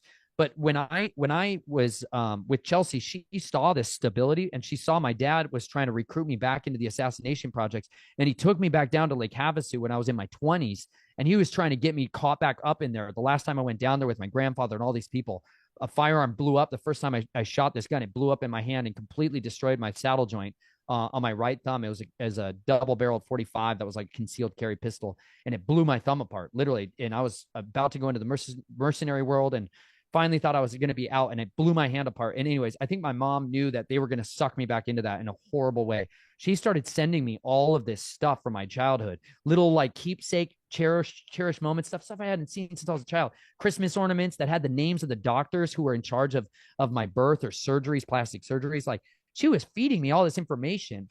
And it was helping me to put together this tapestry of what happened to me, including like my birth certificate and forgeries and all these other pieces that were like, well, she was the one introducing a lot of that to me. And I think there was a side of her that just wanted me always to get free. She always, fundamentally, my mother had this belief that I would be used by God for mighty things. That's what she always said. Nathan, you were born to be used by God to do mighty things. That is what you were made to do. And someday you're going to do that. She believed that. And the core of her convictions, like she's a Christian, godly woman that had that belief for me. She believed that for me, and she wanted that to be fulfilled. And my family was turning me into this very different version. And she started feeding me all this stuff. And that's where a lot of that evidence I got came from. But then when I went to talk to her about it in in their, they have a business. They're in the hospitality industry and have a bed and breakfast. And I went to visit my mom down there just by herself. She was the first person I talked to about the abuse. And I started asking her about the Knights of Columbus. My grandfather's a Fourth Order Knights of Columbus down in Lake Havasu. I started asking her about that. And she was kind of stuttering, doing like that tremor thing where they're twitching and stuff, and being like, it's just a good old boys club. They were talking about this pancake breakfast that they were doing for all these little boys to come over to their house. And she was like, it's a good old boys club. They're just a good old boys club. And I was talking about the systemic abuse that my grandfather was doing to me. And she started crying like super hard, hysterically, and was like, I'm so sorry this happened to you. And I need to tell your father. And like, I asked her, I was like, Mom, I want my heraldry. I want my genealogy. My mom was very obsessed with my heraldry and was trying to give me what's called proofed. In order for you to go up in the ranks of some of this, to be able to have access to a much bigger family trust that I should have, she had to get me proofed. And she spent a lot of money when I was 12 and 13 years old getting the actual guys who control the genealogical records to authorize and sign off my heraldry. And so I asked her to give me those documents. She said she would. The next week was when that team of assassins was sent after Chelsea and I to kill us. I think what happened is she told my dad, who told the people, that I was offline completely and I was about to unravel this thing. So I never got my hands on my heraldry. That's why I don't have a real foundation. Like I come from Hamilton's on one side. I've got Reynolds on this side. I've got this like bloodline to the Orsinis, which where it's like real convoluted because I don't actually have those records. Those were the ones I was really trying to get because I knew that would help to establish a lot of these claims. Somebody else had asked on the topic of getting out. If you do, how long do they stalk you? And I don't know if that's a consistent answer, but maybe from your perspective, like what did you notice and like when did some of that stop? And does it ever stop, or will that somehow keep going on in your life until, the end of time essentially? Or they die. Or that. That's when Moses got to go back to Egypt. It's like, he's like, everyone who sought your life is dead. I'm always like, can't wait for that phone call. It's morose. I understand. However, to answer your question, I don't know. They were super insanely aggressive when very in the beginning, like right away. They're like, kill him instantly. That was like first response. Then it was like, okay, containment became response number two, was just contain my message. My dad was really adamant. Like he at first was like, I'm sorry this happened to you. Like, it's horrible. I'm sorry grandpa did that. I knew there was some abuse going on. I'm sorry. I failed you. Like initially he was like admitting to it and like, he's like, I'm sorry, I'm the dad. I'll fix this. Just don't tell your sisters. That was like his big thing. And then once I told my sisters, it was like he was furious and gloves were off because they started coming undone. Sister, when I told her, curled up in the fetal position and rocked back and forth and said, I'm so sorry. I don't remember. I don't remember. I don't remember. I don't remember. I don't remember. Just like totally lost in that loop. And then said, I need a therapist. I need a counselor. That was the last time I got to like really talk to my authentic sister for a season. You know what I mean? And then the next time when I went to see her, some older man had moved into the house and was taking her children to the pool. And she used to have pictures of their boys' butts on the wall, on their mantle, lined up. Like that used to be the threshold of their house. It was sick. And this other guy had moved into the house and was taking those boys to the swimming pool and was smirking and smiling at me as he told me about it. And my sister was gone. This other woman showed up. The Stepford mom was there, had no memory of the entire conversation, was gone. And so it turned into this like rising escalation of response. My dad was becoming less and less my dad and more the handler and just screaming and cussing all the time. My dad's a very self-controlled person. He never lets out that side of him, never cursed. And so like when he came undone at that park with my other sister, that was the first time all that wall came down. And that turned into like just trying to defame me, character assassinate me to the people that were in my sphere of influence and try to make me out to be something crazy and just try to get that testimony to go away. But then it kind of calmed down for a season because like I lost my friends, I lost my job, I lost my family, I lost my church, like I lost everything. So then it was like I was contained.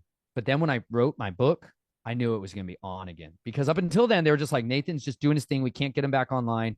He's compartmentalized. He's shut up. But I wrote my book during that season. And then I went down with Tom Dunn to film down there, film all these sites and film all these places. And then I published my book in August of 2018, I think, and 5 years ago. And once that was on, I mean, there was an onslaught of a campaign against me. When I started sharing my testimony with Tom Dunn, Through the Black, Zen Garcia, I started sharing my testimony. Now You See TV started having me on a regular basis. My dad used to comment hundreds of times, along with one of my handlers, Richard. They used to comment hundreds of times in there in the chat. They were insane. It's hilarious. If you go see some of my really dirty, nasty reviews on my Amazon, that's my family. Welcome to the psychopaths. They're like, that's their main ploy, is character assassination, ad hominem attacks. Just attack somebody's character, try to make them out to be crazy. That's like that's their like one real shot. Like, they've got one shot, y'all. They got one bullet in that gun, and that's about it. And if you can weather that, like I say it in the last chapter of my book, just read chapter 42, y'all. It's freaking awesome. If you just can weather that absolute character onslaught and be like, yeah, they might get a lot of people to just think you're nuts, and a lot of people might think you're nuts and never believe a word you say. Drive on. I keep telling my wife, just keep your head down, drive on. Like, you just drive on. Like, no matter what happens out there, don't read the comment section. Some of you guys, the first time you post a video, whatever, just stay out of there. Stay out of there. It's a death zone. It's like a bunch of mind-controlled handlers working together to just cohesively shove. They're like, put the cork back in this one. This one's screaming again. We got another one out. Put the ball gag back in them and shut them up. This is like literally like all they got. It's all they got. If you can weather that, I mean, you're off to the races, son. Keep going. Just keep going, gal. I mean it. Like, you mighty women are you just drive on. Don't worry about what they all said, because an opinion is the cheapest commodity in our society. Don't worry about other people's opinions of you. There's truth, and then there's people's opinions. And you know what? Truth is always borne out by people's fruits. And when you come out and talk about these people are abusers, and then those people come in and just attack your character, it's like, that's pretty indicative that someone's got something to hide. So, it's really not good in the long term. And so, like, when I first came out and published the book, there was a huge onslaught, a flurry of activity like that. But then when I just kept going. They left me alone. They got real quiet after a while because it became readily obvious. They went and cut my dad's finger off. He lost his ability to be a ring bearer for that society. It was like, you're done. When you lose an asset, you're done. So there's like, but they're raising up, they're working on their next generation. They've got like 16 other children going for my family. It's a freaking nightmare. They would adopt children that have been sexually traumatized and abused through the foster system, through the prison system. They'd adopt these untouchables, children that have already had people making child pornography with them. That was like how they would bring more families in. They raised up another generation after me. You know what I'm saying? So he got his way back in, but on the backs of all kinds of other children. So he's the grandpa now. Disgusting. What a waste. What a waste of a brilliant mind. You know what I mean? That's what it's such a waste. These people are brilliant, and they could do so much better with that. Like, how debased are you to think that this is the best you can do? What disgusting, worthless life you've lived. How embarrassing. What a shame. What an utter shame you are. Every one of you who participates in this and covers it up. You're an embarrassment. What a disappointment you become. What talents and intellect and wasted and squandered on other people's compromise. What a worthless life you've lived. May you live forever with it. There was somebody that had commented on your last podcast about that. They said that they've been following you since you first started speaking out, and mentioned a couple of the comments that they remember seeing from your family, and mentioned how you would get stalked. And honestly, when I first started doing this, I had an onslaught of that too from some of my guests that would come on. And it was really intimidating at first. I had thought about, oh my gosh, should I still keep podcasting? I mean, this is a little bit nerve-wracking. Like, are these people going to come attack me?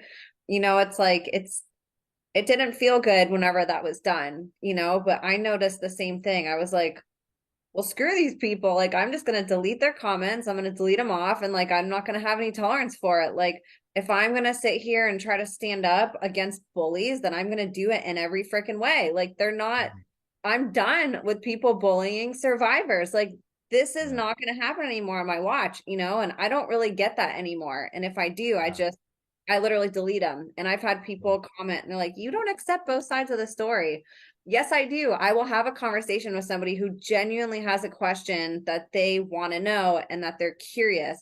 But when you just come and attack me and you're throwing punches, see ya. Like, you, Nathan, everybody on my show, and even me just going through this, like, it's a battlefield. You guys don't deserve to go through this anymore. Like, we all have to put our foot down and fucking stand up to these people. Excuse my French, but it's like, enough is enough. If we want to stand up for bullies, we have to put our foot down and stand up to these fucking bullies and say no, and I will never delete a podcast off of my off of my platform. I've had people say that, well, I'd love to do a podcast, but everybody I podcasted with got scared and deleted it. And it was a waste of time. And I was traumatized after. Yeah. We got to stop doing that. We got to keep this up. We have to spread it around. We have to elevate it. We have to take clips of it and put it out, write articles about it. Like we have to stand up to these people. And your story is such a testament to that, about the power of that persistence and how it's perceived, because they don't expect that from you. They've spent so much time battering you and breaking you down and trying to destroy you and maybe destroying you. But then seeing you get up and stand up for yourself, I mean, what a statement, especially when they trained you to be a freaking assassin. And now you're coming up against them. Like you're the honed weapon now that's pointing at them. That is exactly what they don't want, you know? That's what makes us lethal, is because it's the beauty of mercy and truth, you know? Truth's irrevocable. Truth exists regardless of opinion. It's foundational. If you build your house in truth, this is why it's so fundamentally disgusting when somebody lays their foundations in secrecy.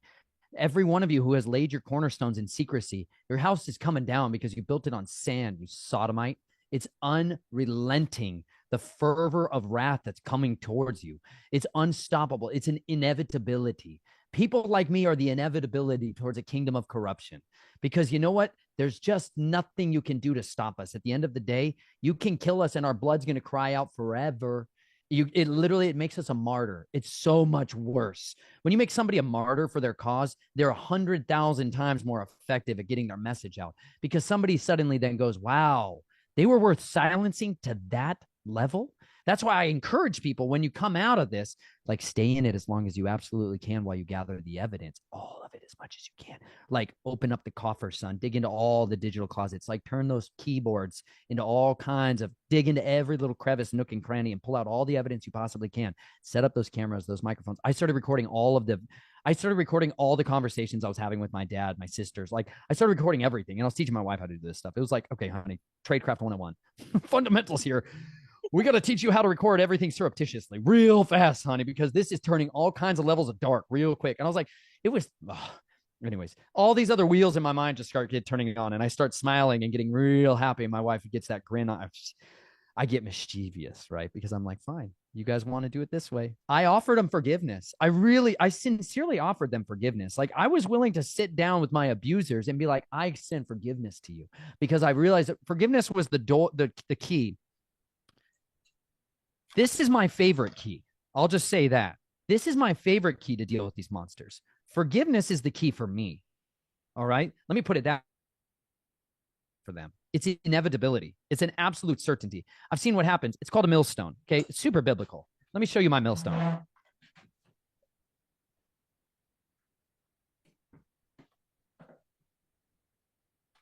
It's going to be good when Nathan Reynolds has a millstone. This is my millstone. This is what I'm going to tie around all your necks. You know why? Because with a single piece of bread, we can set all of the cowards free. I've seen it. If you give somebody a good quality meal and they're satisfied, all wars are fought on the stomachs of their soldiers. This is how I'm waging my war. This is why we have the becoming a Millenite, becoming a Linenite. Because I found out fundamentally, if you can't feed people, death. If you just keep feeding them death, they're never going to be able to fight. The reason so many people are cowards is because they're literally sick and dying. They're so bound up with despair and hopelessness. They're like, they just can't stop drinking the high fructose corn syrup. Like, the reason a lot of you have no fight in you, the reason a lot of you moms are willing to let pedophiles raise your children in this place they call schooling, is because you literally are so nutritionally deprived. You can't think straight. You can't think straight because you've been listening to the white robe priest who told you what a proper regimented nutritional breakdown is. People fed me a slice of sourdough spelt, fresh milled, hand milled. This lady, who was poor, by the way, people who sheltered my wife and I, the people who took care of us almost exclusively were poor, low class, right? Low class. I'm talking like food stamps, low class. People that had figured out, though, how to tap in to the waste streams of like wholesale discount grocery stores, to the thrift stores, to like the gutters of society where everyone's washing away the excess. They were the gleaners who had figured out how to go forage for for raspberries and for blackberries and for blueberries. Like, they literally were feeding their families out of the of nature because they didn't have money. People that sheltered my wife and I were like this. The woman who showed us, she literally used to hand mill spelt, and she would make this sourdough, and she fed it to me one morning. She used to pay me to be her shepherd with goat's milk. That was like our agreement, and she made us dinner every day. That was literally our wages. That's like how we lived there in her property. I took care of her animals, and she took care of giving us a place to park, which was in their driveway. Like, they changed my life. She had a special needs child, and her husband was a mental health worker, like a guy his job was finding homes for the homeless. That's literally what he did. And they had my wife and I and our two children at the time. They had a homeless guy who Will had literally met out on the streets and had ministered to, and they gave him a school bus to live in. And then they had another woman who was living in a travel trailer down the road from on their little property, on a 1 acre property. They had like 12 goats and a bunch of chickens. She was feeding all of us. She was feeding all of us. She had 4 children, one with severe disabilities, one with severe needs, special needs. They also had twins. And it was like the most generous people I ever saw in my life. Most generous people I ever saw do anything for us, literally anything for us, sacrificed and laid down their life for that. And they had like made $900 a month, $1,000 a month. And they introduced to us to the most powerful millstone to tie around the necks of all these psychopaths. Like, I realized, like, Yeshua literally says, you guys have this soft version of Yeshua where you're like, oh yeah, he's just this guy, this naked guy on the cross dying. It's such a brainwashing. The guy was the strongest man on the face of the earth. And he literally said, it's better for you to have a millstone tied around your neck than for one of you to be a stumbling block to one of these children. Like, you think that you have been able to get away with this, but listen, these millstones are coming for you, son. And he gives us the millstones back. This is the Nutrimill Classic. It grinds grains super fast. You load it into the top. It's got a millstone inside there that spins it out. And then you get fresh milled flour. This is kamut, which is like golden glory deliciousness right there. You feed this to people, they become brilliant again. You feed this to people, all those diseases and disorders that have been killing them and plaguing them start to go away. And they get their piss and vinegar back in their life. They actually become men and women again. Like, they suddenly are able to detoxify and their brains turn on, and they become your strategists, your tacticians. They become the most efficient fighting force on the face of the earth because everybody else is literally feeding their soldiers death.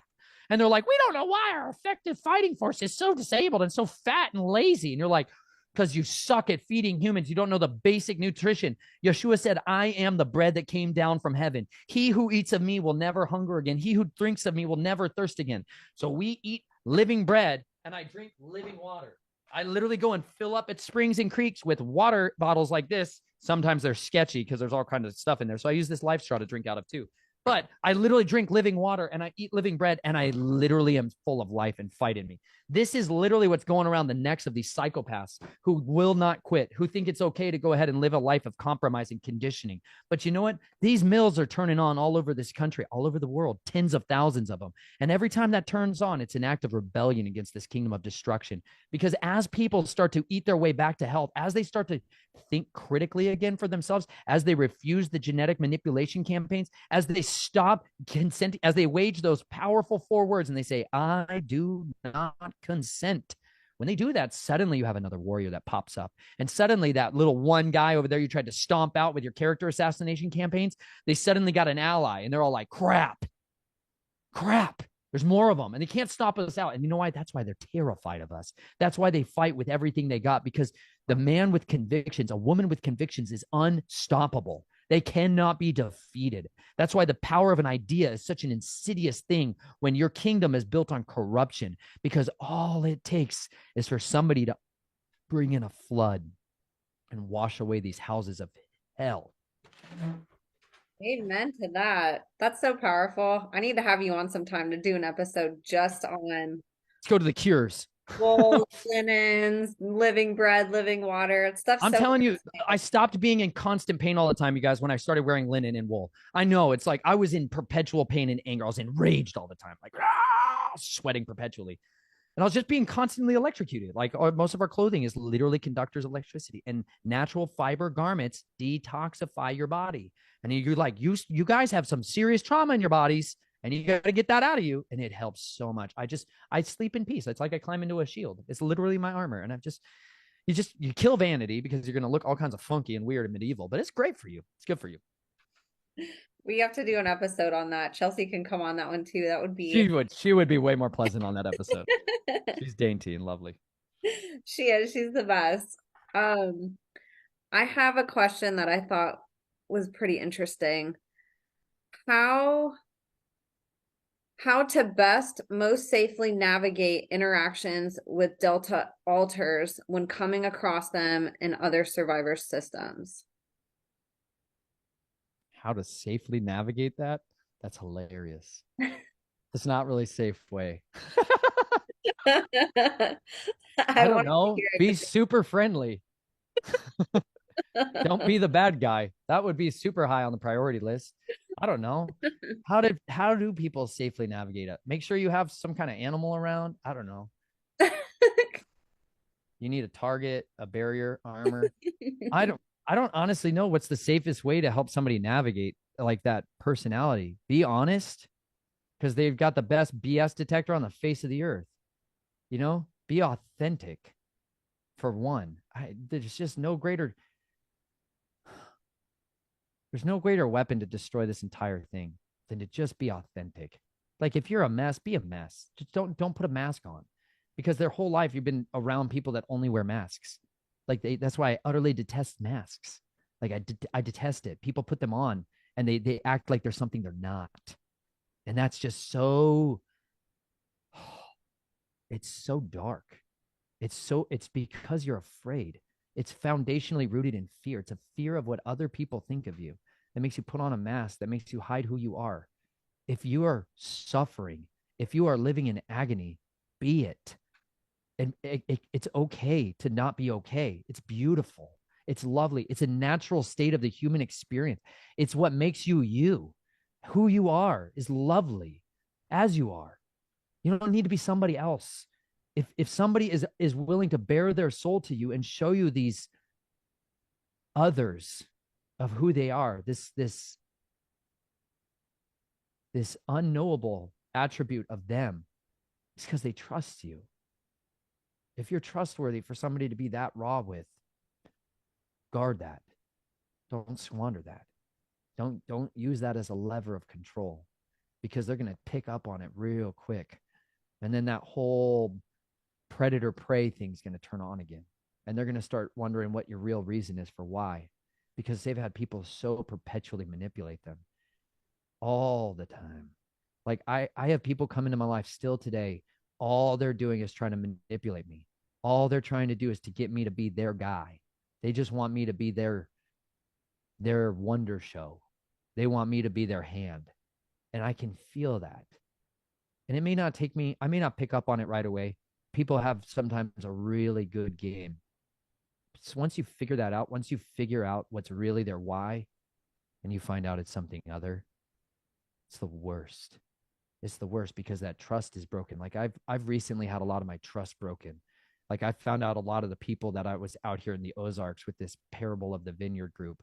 I found out a lot of them were predators, like raping women and covering it up, like polygamists, like the worst kind, passing their children around, like trying to pressure women to rape, to be married and with their rapists, like disgusting fruit that was burbling out of this disgusting little cult. And I didn't even know it.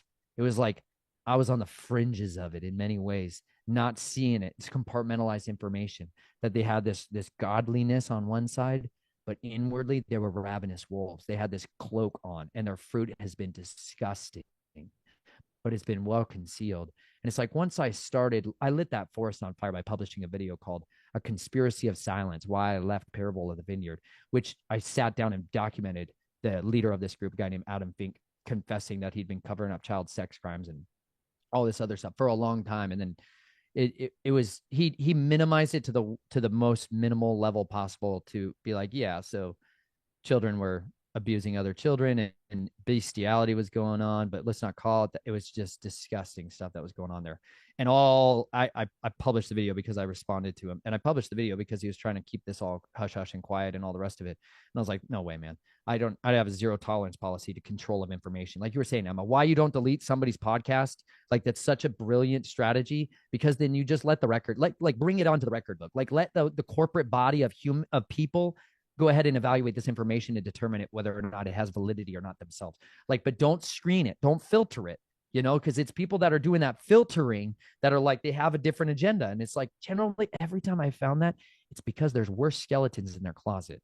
Every time you got somebody who has this hell-bent agenda to be like, silence that person, don't you talk about it. I'm like, this sounds exactly like pedophile handlers I've had in the past.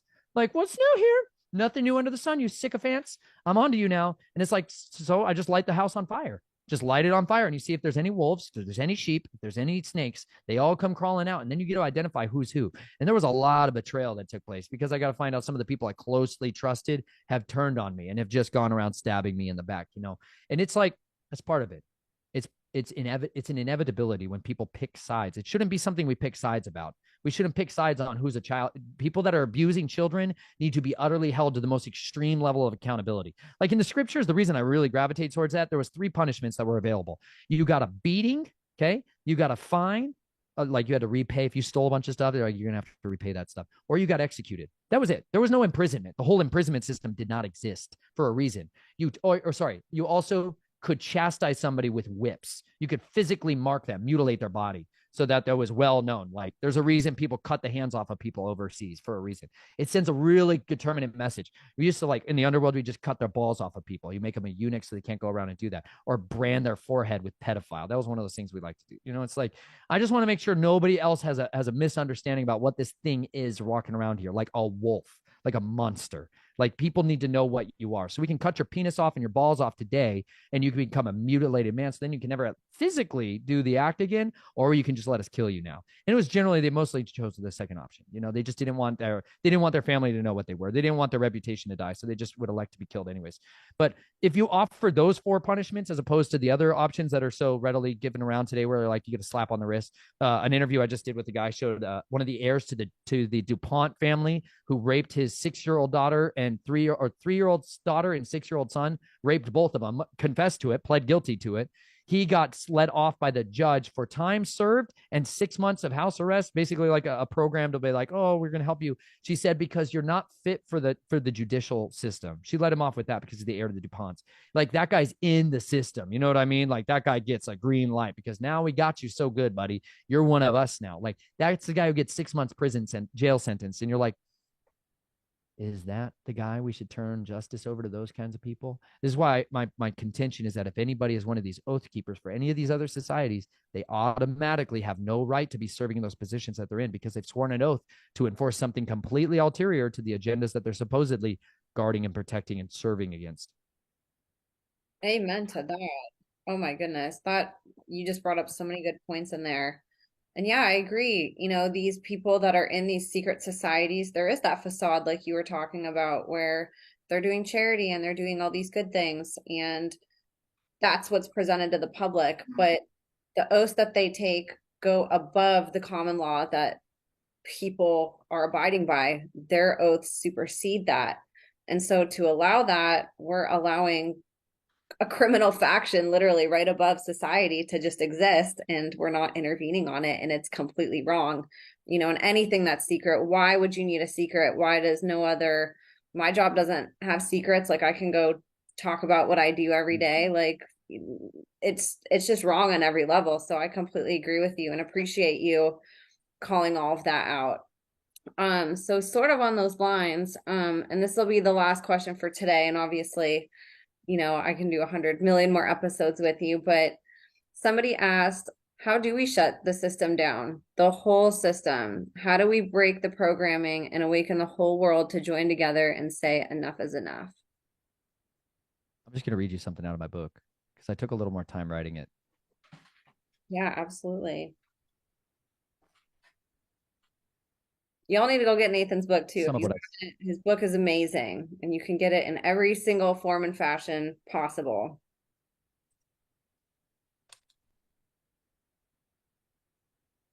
I just want people to know that there is a way to go for the head because a lot of people are trying to attack the body of this thing and you're trying to fight something.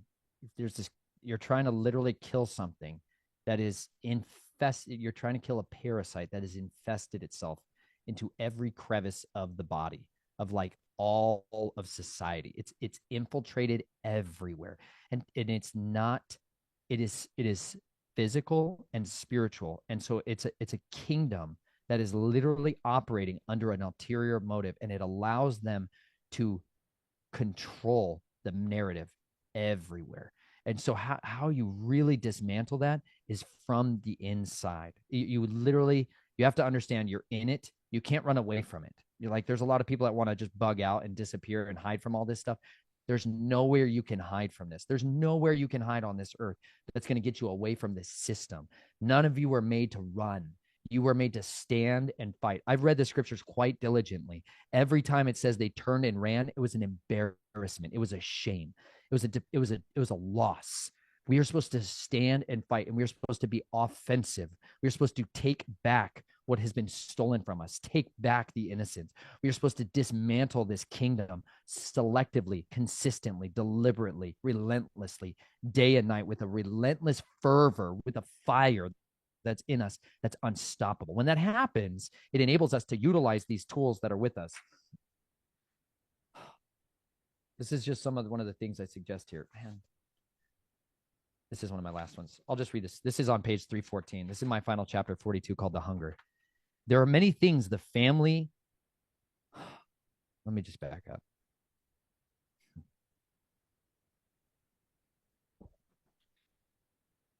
Maybe, oh yeah, this is a really good chapter, y'all. I read this whole chapter. You should just go listen to it. It's really good. It's on my website.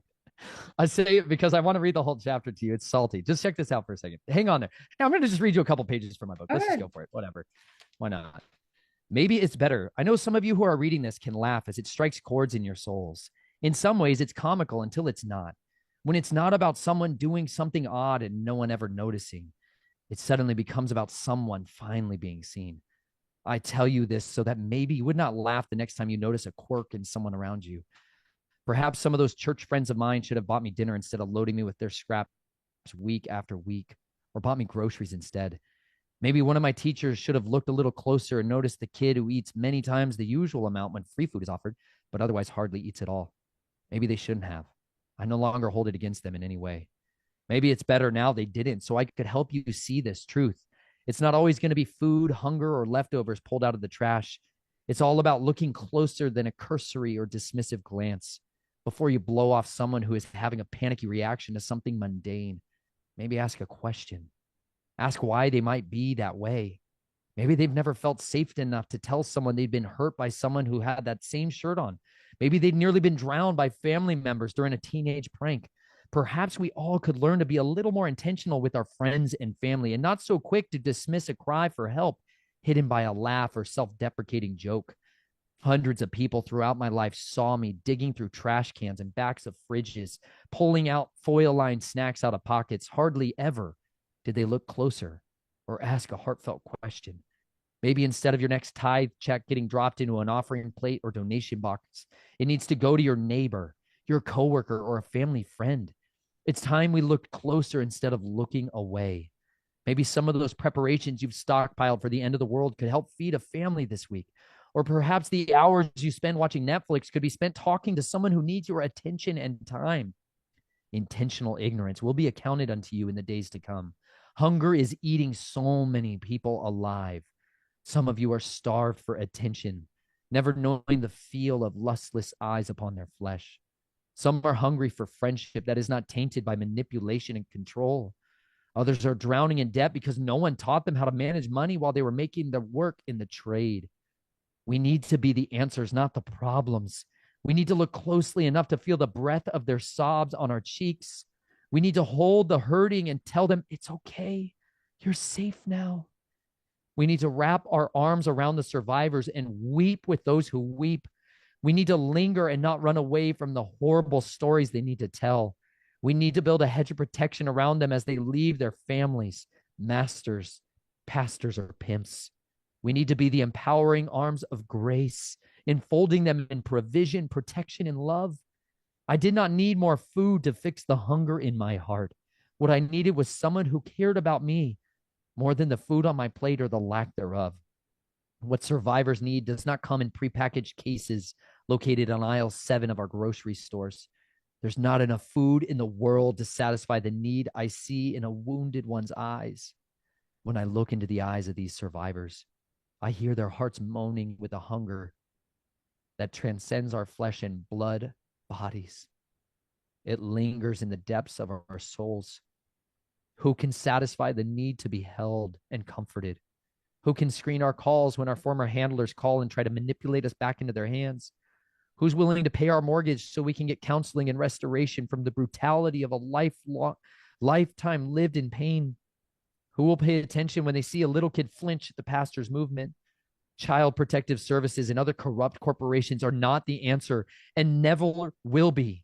The followers of the way need to be. We need to be the answer to this. We need to have safe houses and underground railroads where survivors can be shuttled out of their physical or spiritual cages and into a new life of peace.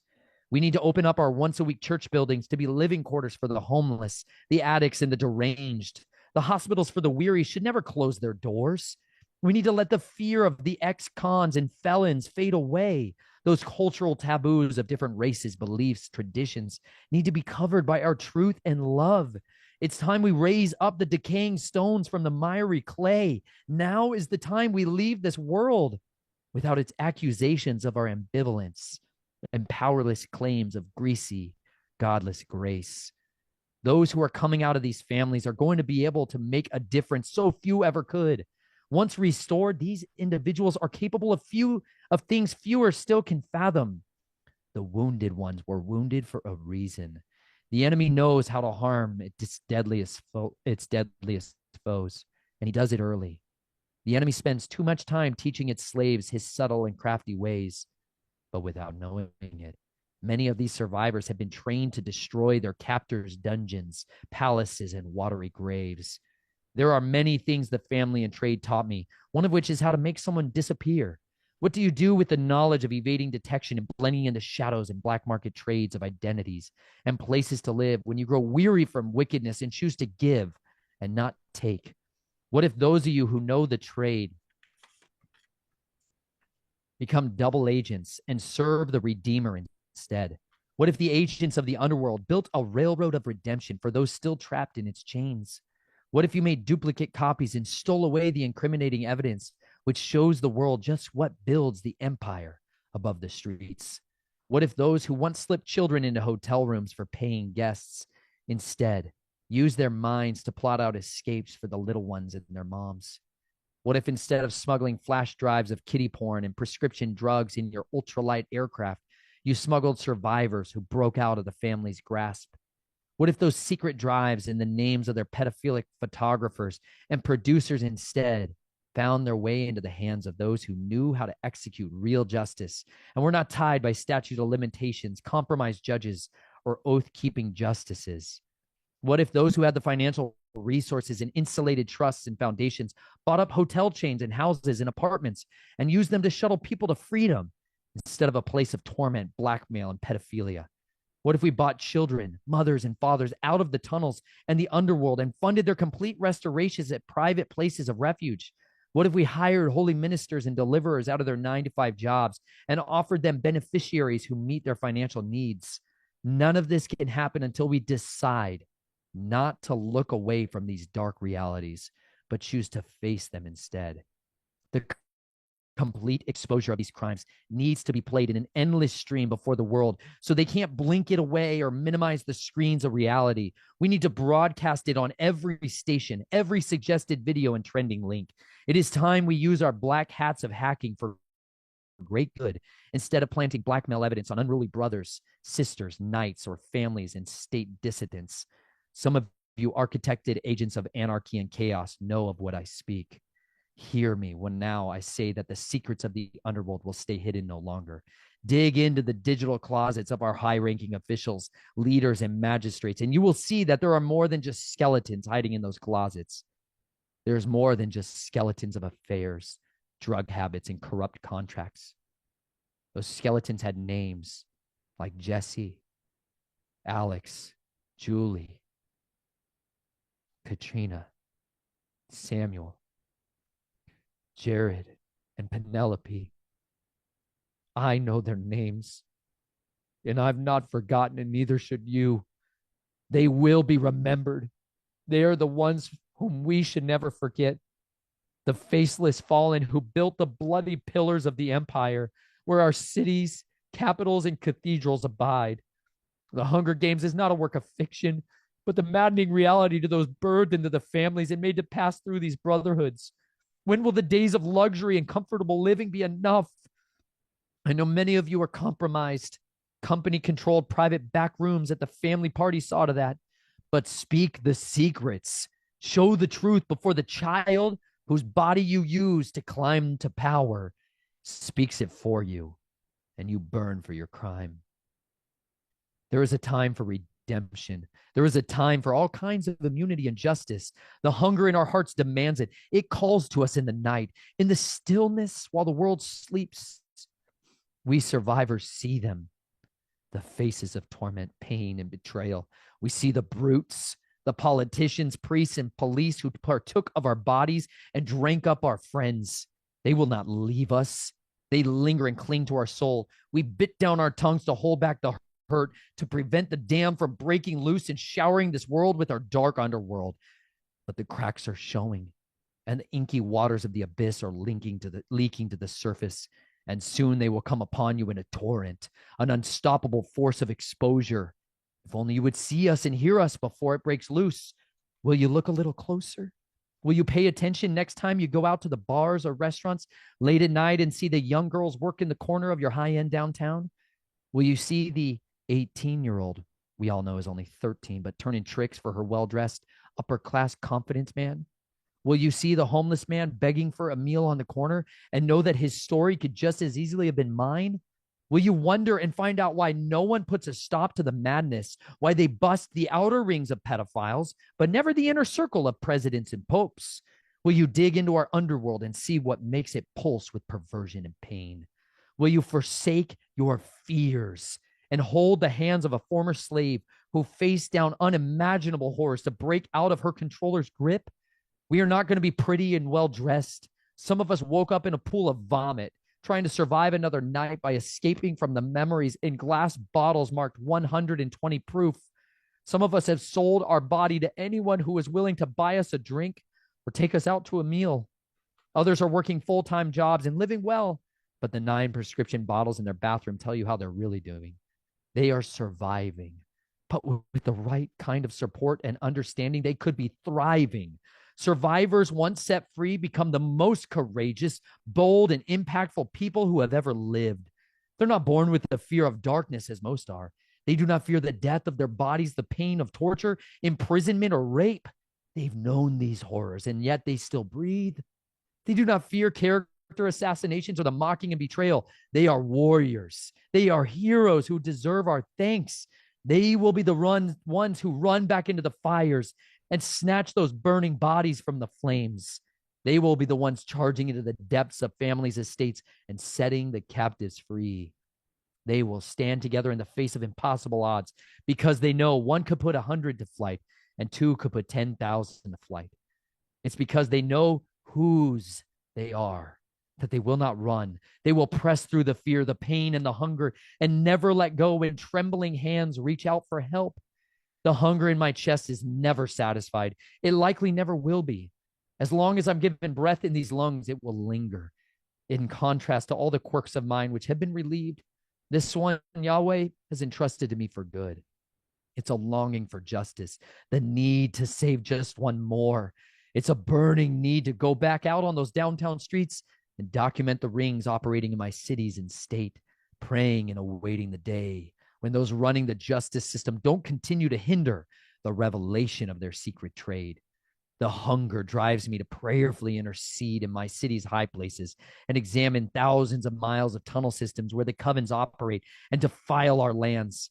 It is a thirst that drives me to pray for the conversion of corrupt officials and blinded oath-keeping officers who enable these wicked practices in their victims too. The hunger in my heart is not most satiated when I'm eating a free meal at a friend's house, but when I hold the hands of a man who's dressed in $1,000 suit as he weeps for the first time, confessing his need for redemption from his misery and self-hate. It comes when I hear the testimony of a survivor like Mary Lou Lake and Donna Carrico, whose burning hands were washed in the living waters of our King. There's a hunger in every one of you. It's a missing piece of our makeup that the true God of mercy holds on to. It is to drive us towards the finish line, towards more jewels to build our crown of glory we can cast at the Messiah's feet. Yahweh says that he holds a white stone for every single person with a name written on it that we alone will someday understand. Maybe once this name is read or spoken aloud, it finally satisfies the hunger and gives us his eternal rest. But until then, the hunger is there to drive us out of our comfort zones of complacency and into our purpose. The fears you once held do not need to linger. Only surrender them to the Messiah.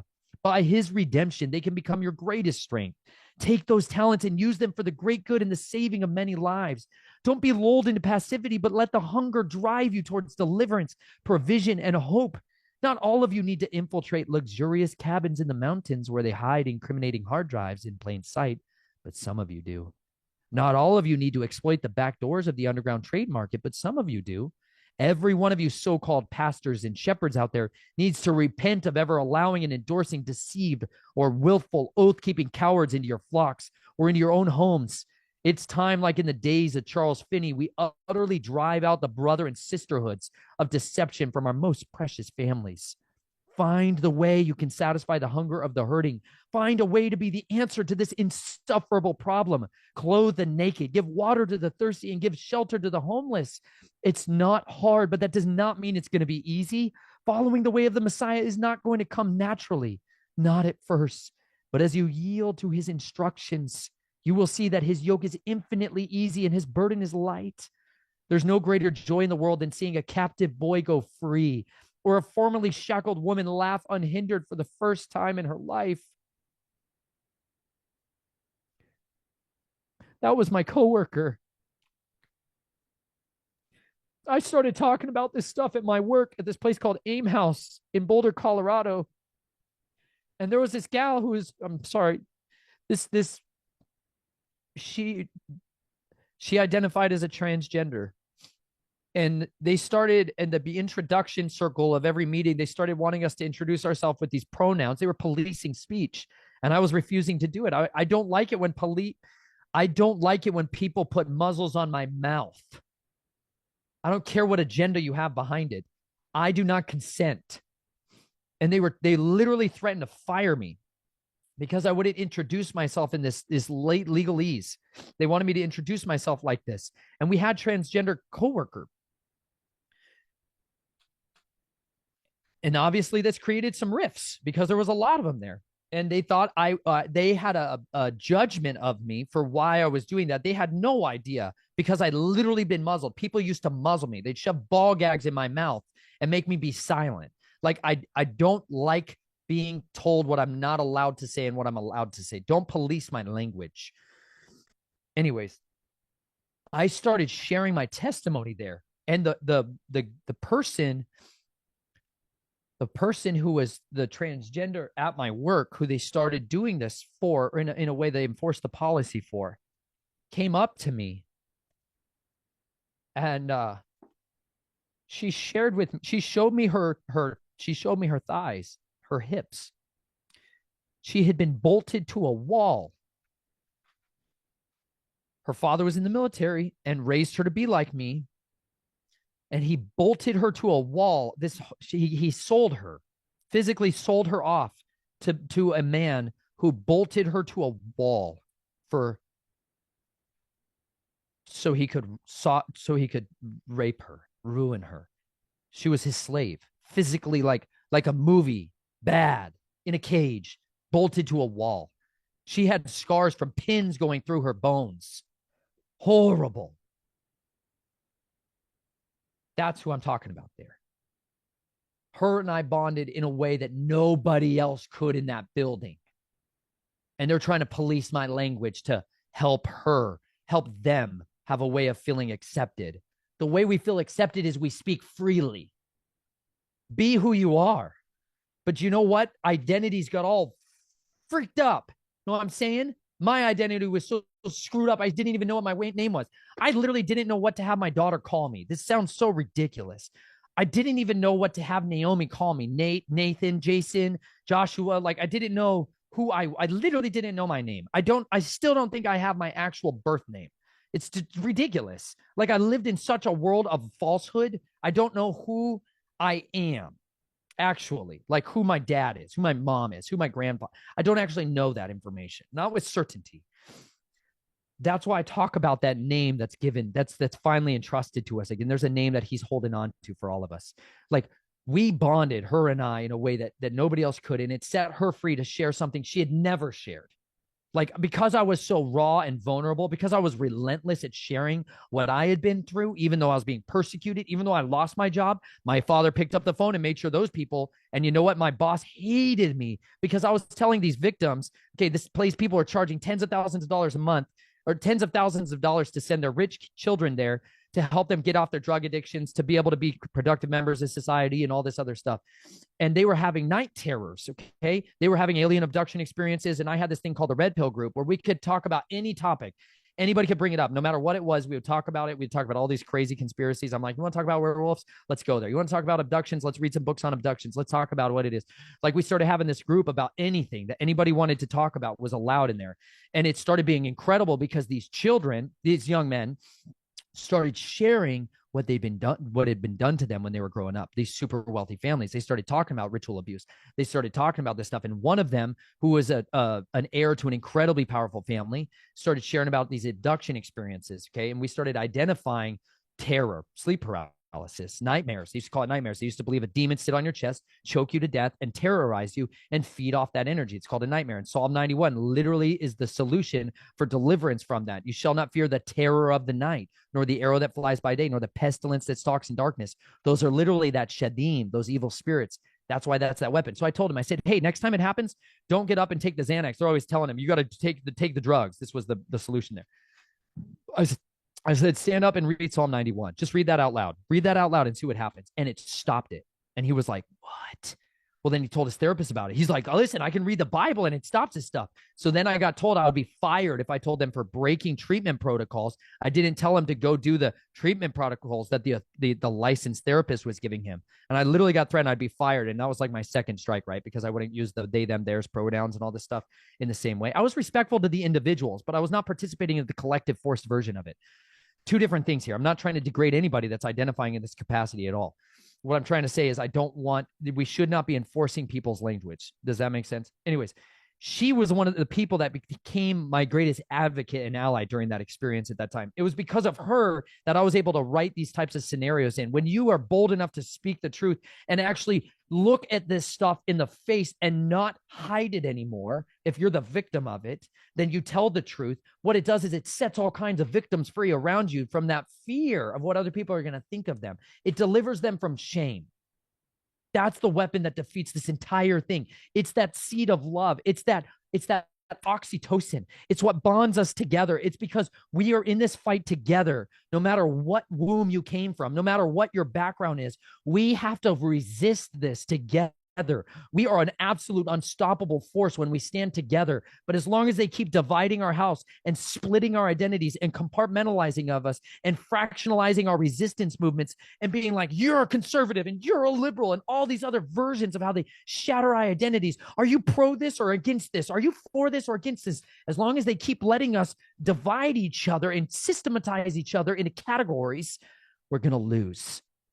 But if we would be united in love and truth, we become an absolute indefeatable army. And that's what's required for us to cut the head off of this dragon once and for all. When we truly walk with love and with truth, it is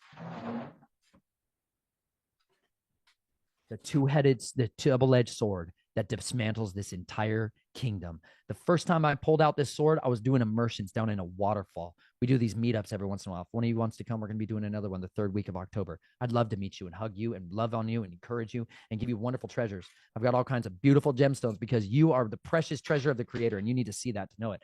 First time I had this thing, I walked into that waterfall to do immersions, and I was wearing this sword and that buckler.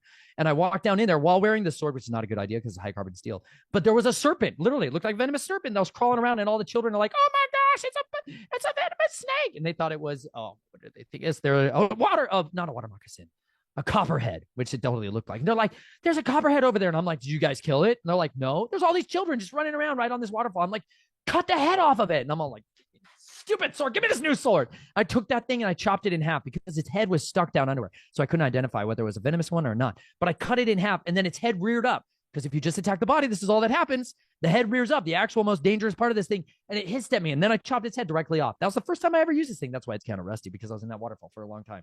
I cut the head off of snakes. That's how you win. You win this war by cutting the heads off of these monsters. And I literally mean that. That is the way you do that. You can use the sword of your mouth. It's far more effective because it's replicatable and endorsable. I wrote these words 7 years ago. This is so deadly, y'all. I don't read it very often. I just did tonight, and I'm like, dang. That's some deadly stuff, y'all. You have a weapon inside you that's known as a pen. Pick it up, son. Write down your testimony. Type out your testimony. Publish your testimonies. Don't let them keep it a secret any longer. When you do, you know what happens? We become unstoppable because it sets the captives free. Amen. Oh my goodness. I love your book so much. Where can people find it? Where can people connect with you, Nathan?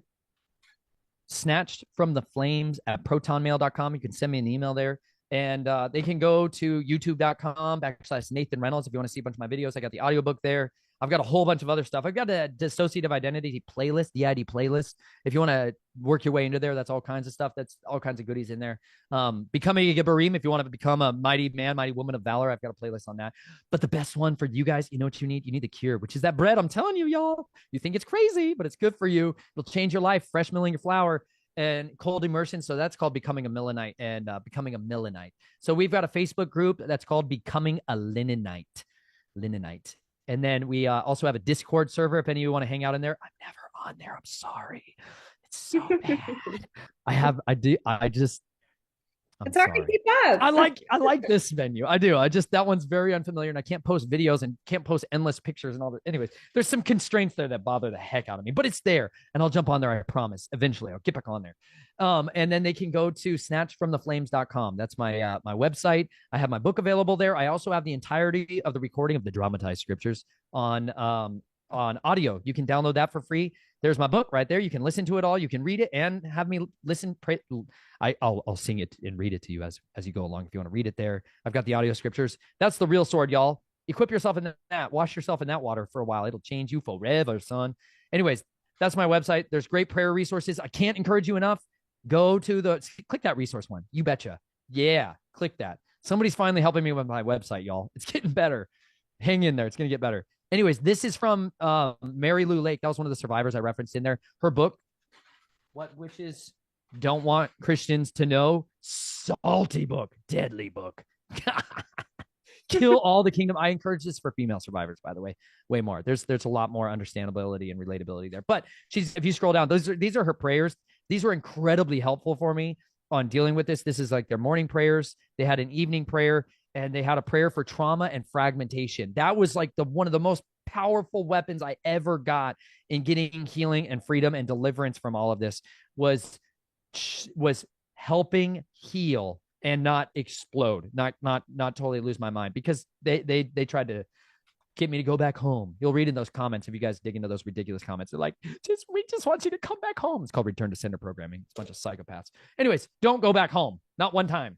Bunch of ridiculous liars. Anyways, those prayers were super effective. I pray them on a regular basis. I encourage you all to do it. It's an absolute weapon in your warfare, and it literally will help you dismantle this kingdom of darkness. So anyways, I love you all so much. Thank you, Emma, for having me on. I absolutely am thrilled to do this show, and I look forward to being if you guys have questions, you can write me. I will try to respond to them, or I'll just be on the chats when Emma drops this. I'm going to try to be in there in the live chats. I'll also premiere these on my channels, and I'll be there in the chats. Ask questions. A lot of times I'm sitting there in the chat because nobody's talking about anything but like the weather. It's real lame. But come on in there, survivors. You all are the best. I like you all. You're salty. You're spicy. You're dangerous. Come hang out. Man, you light a fire under everybody, Nathan. And it's neat to.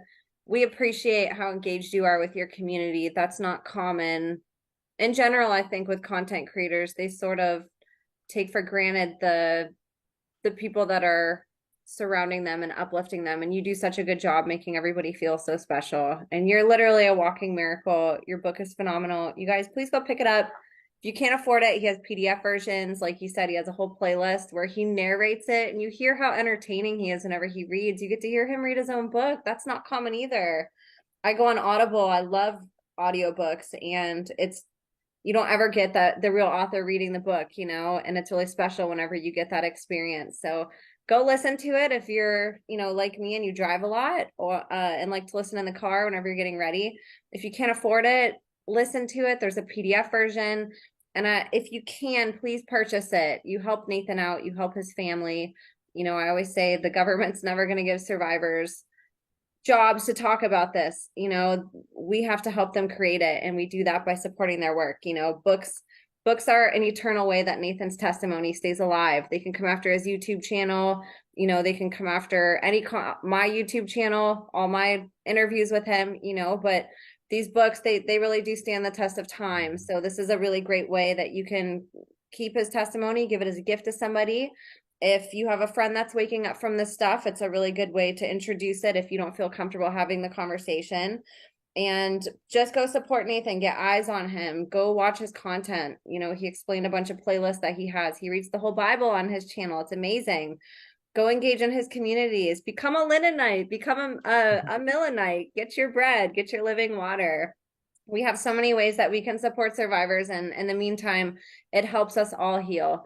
Nathan, you're a beacon of light. Thank you so much for everything that you do and that you contribute. You're such a special human. It's such an honor to get to listen to you.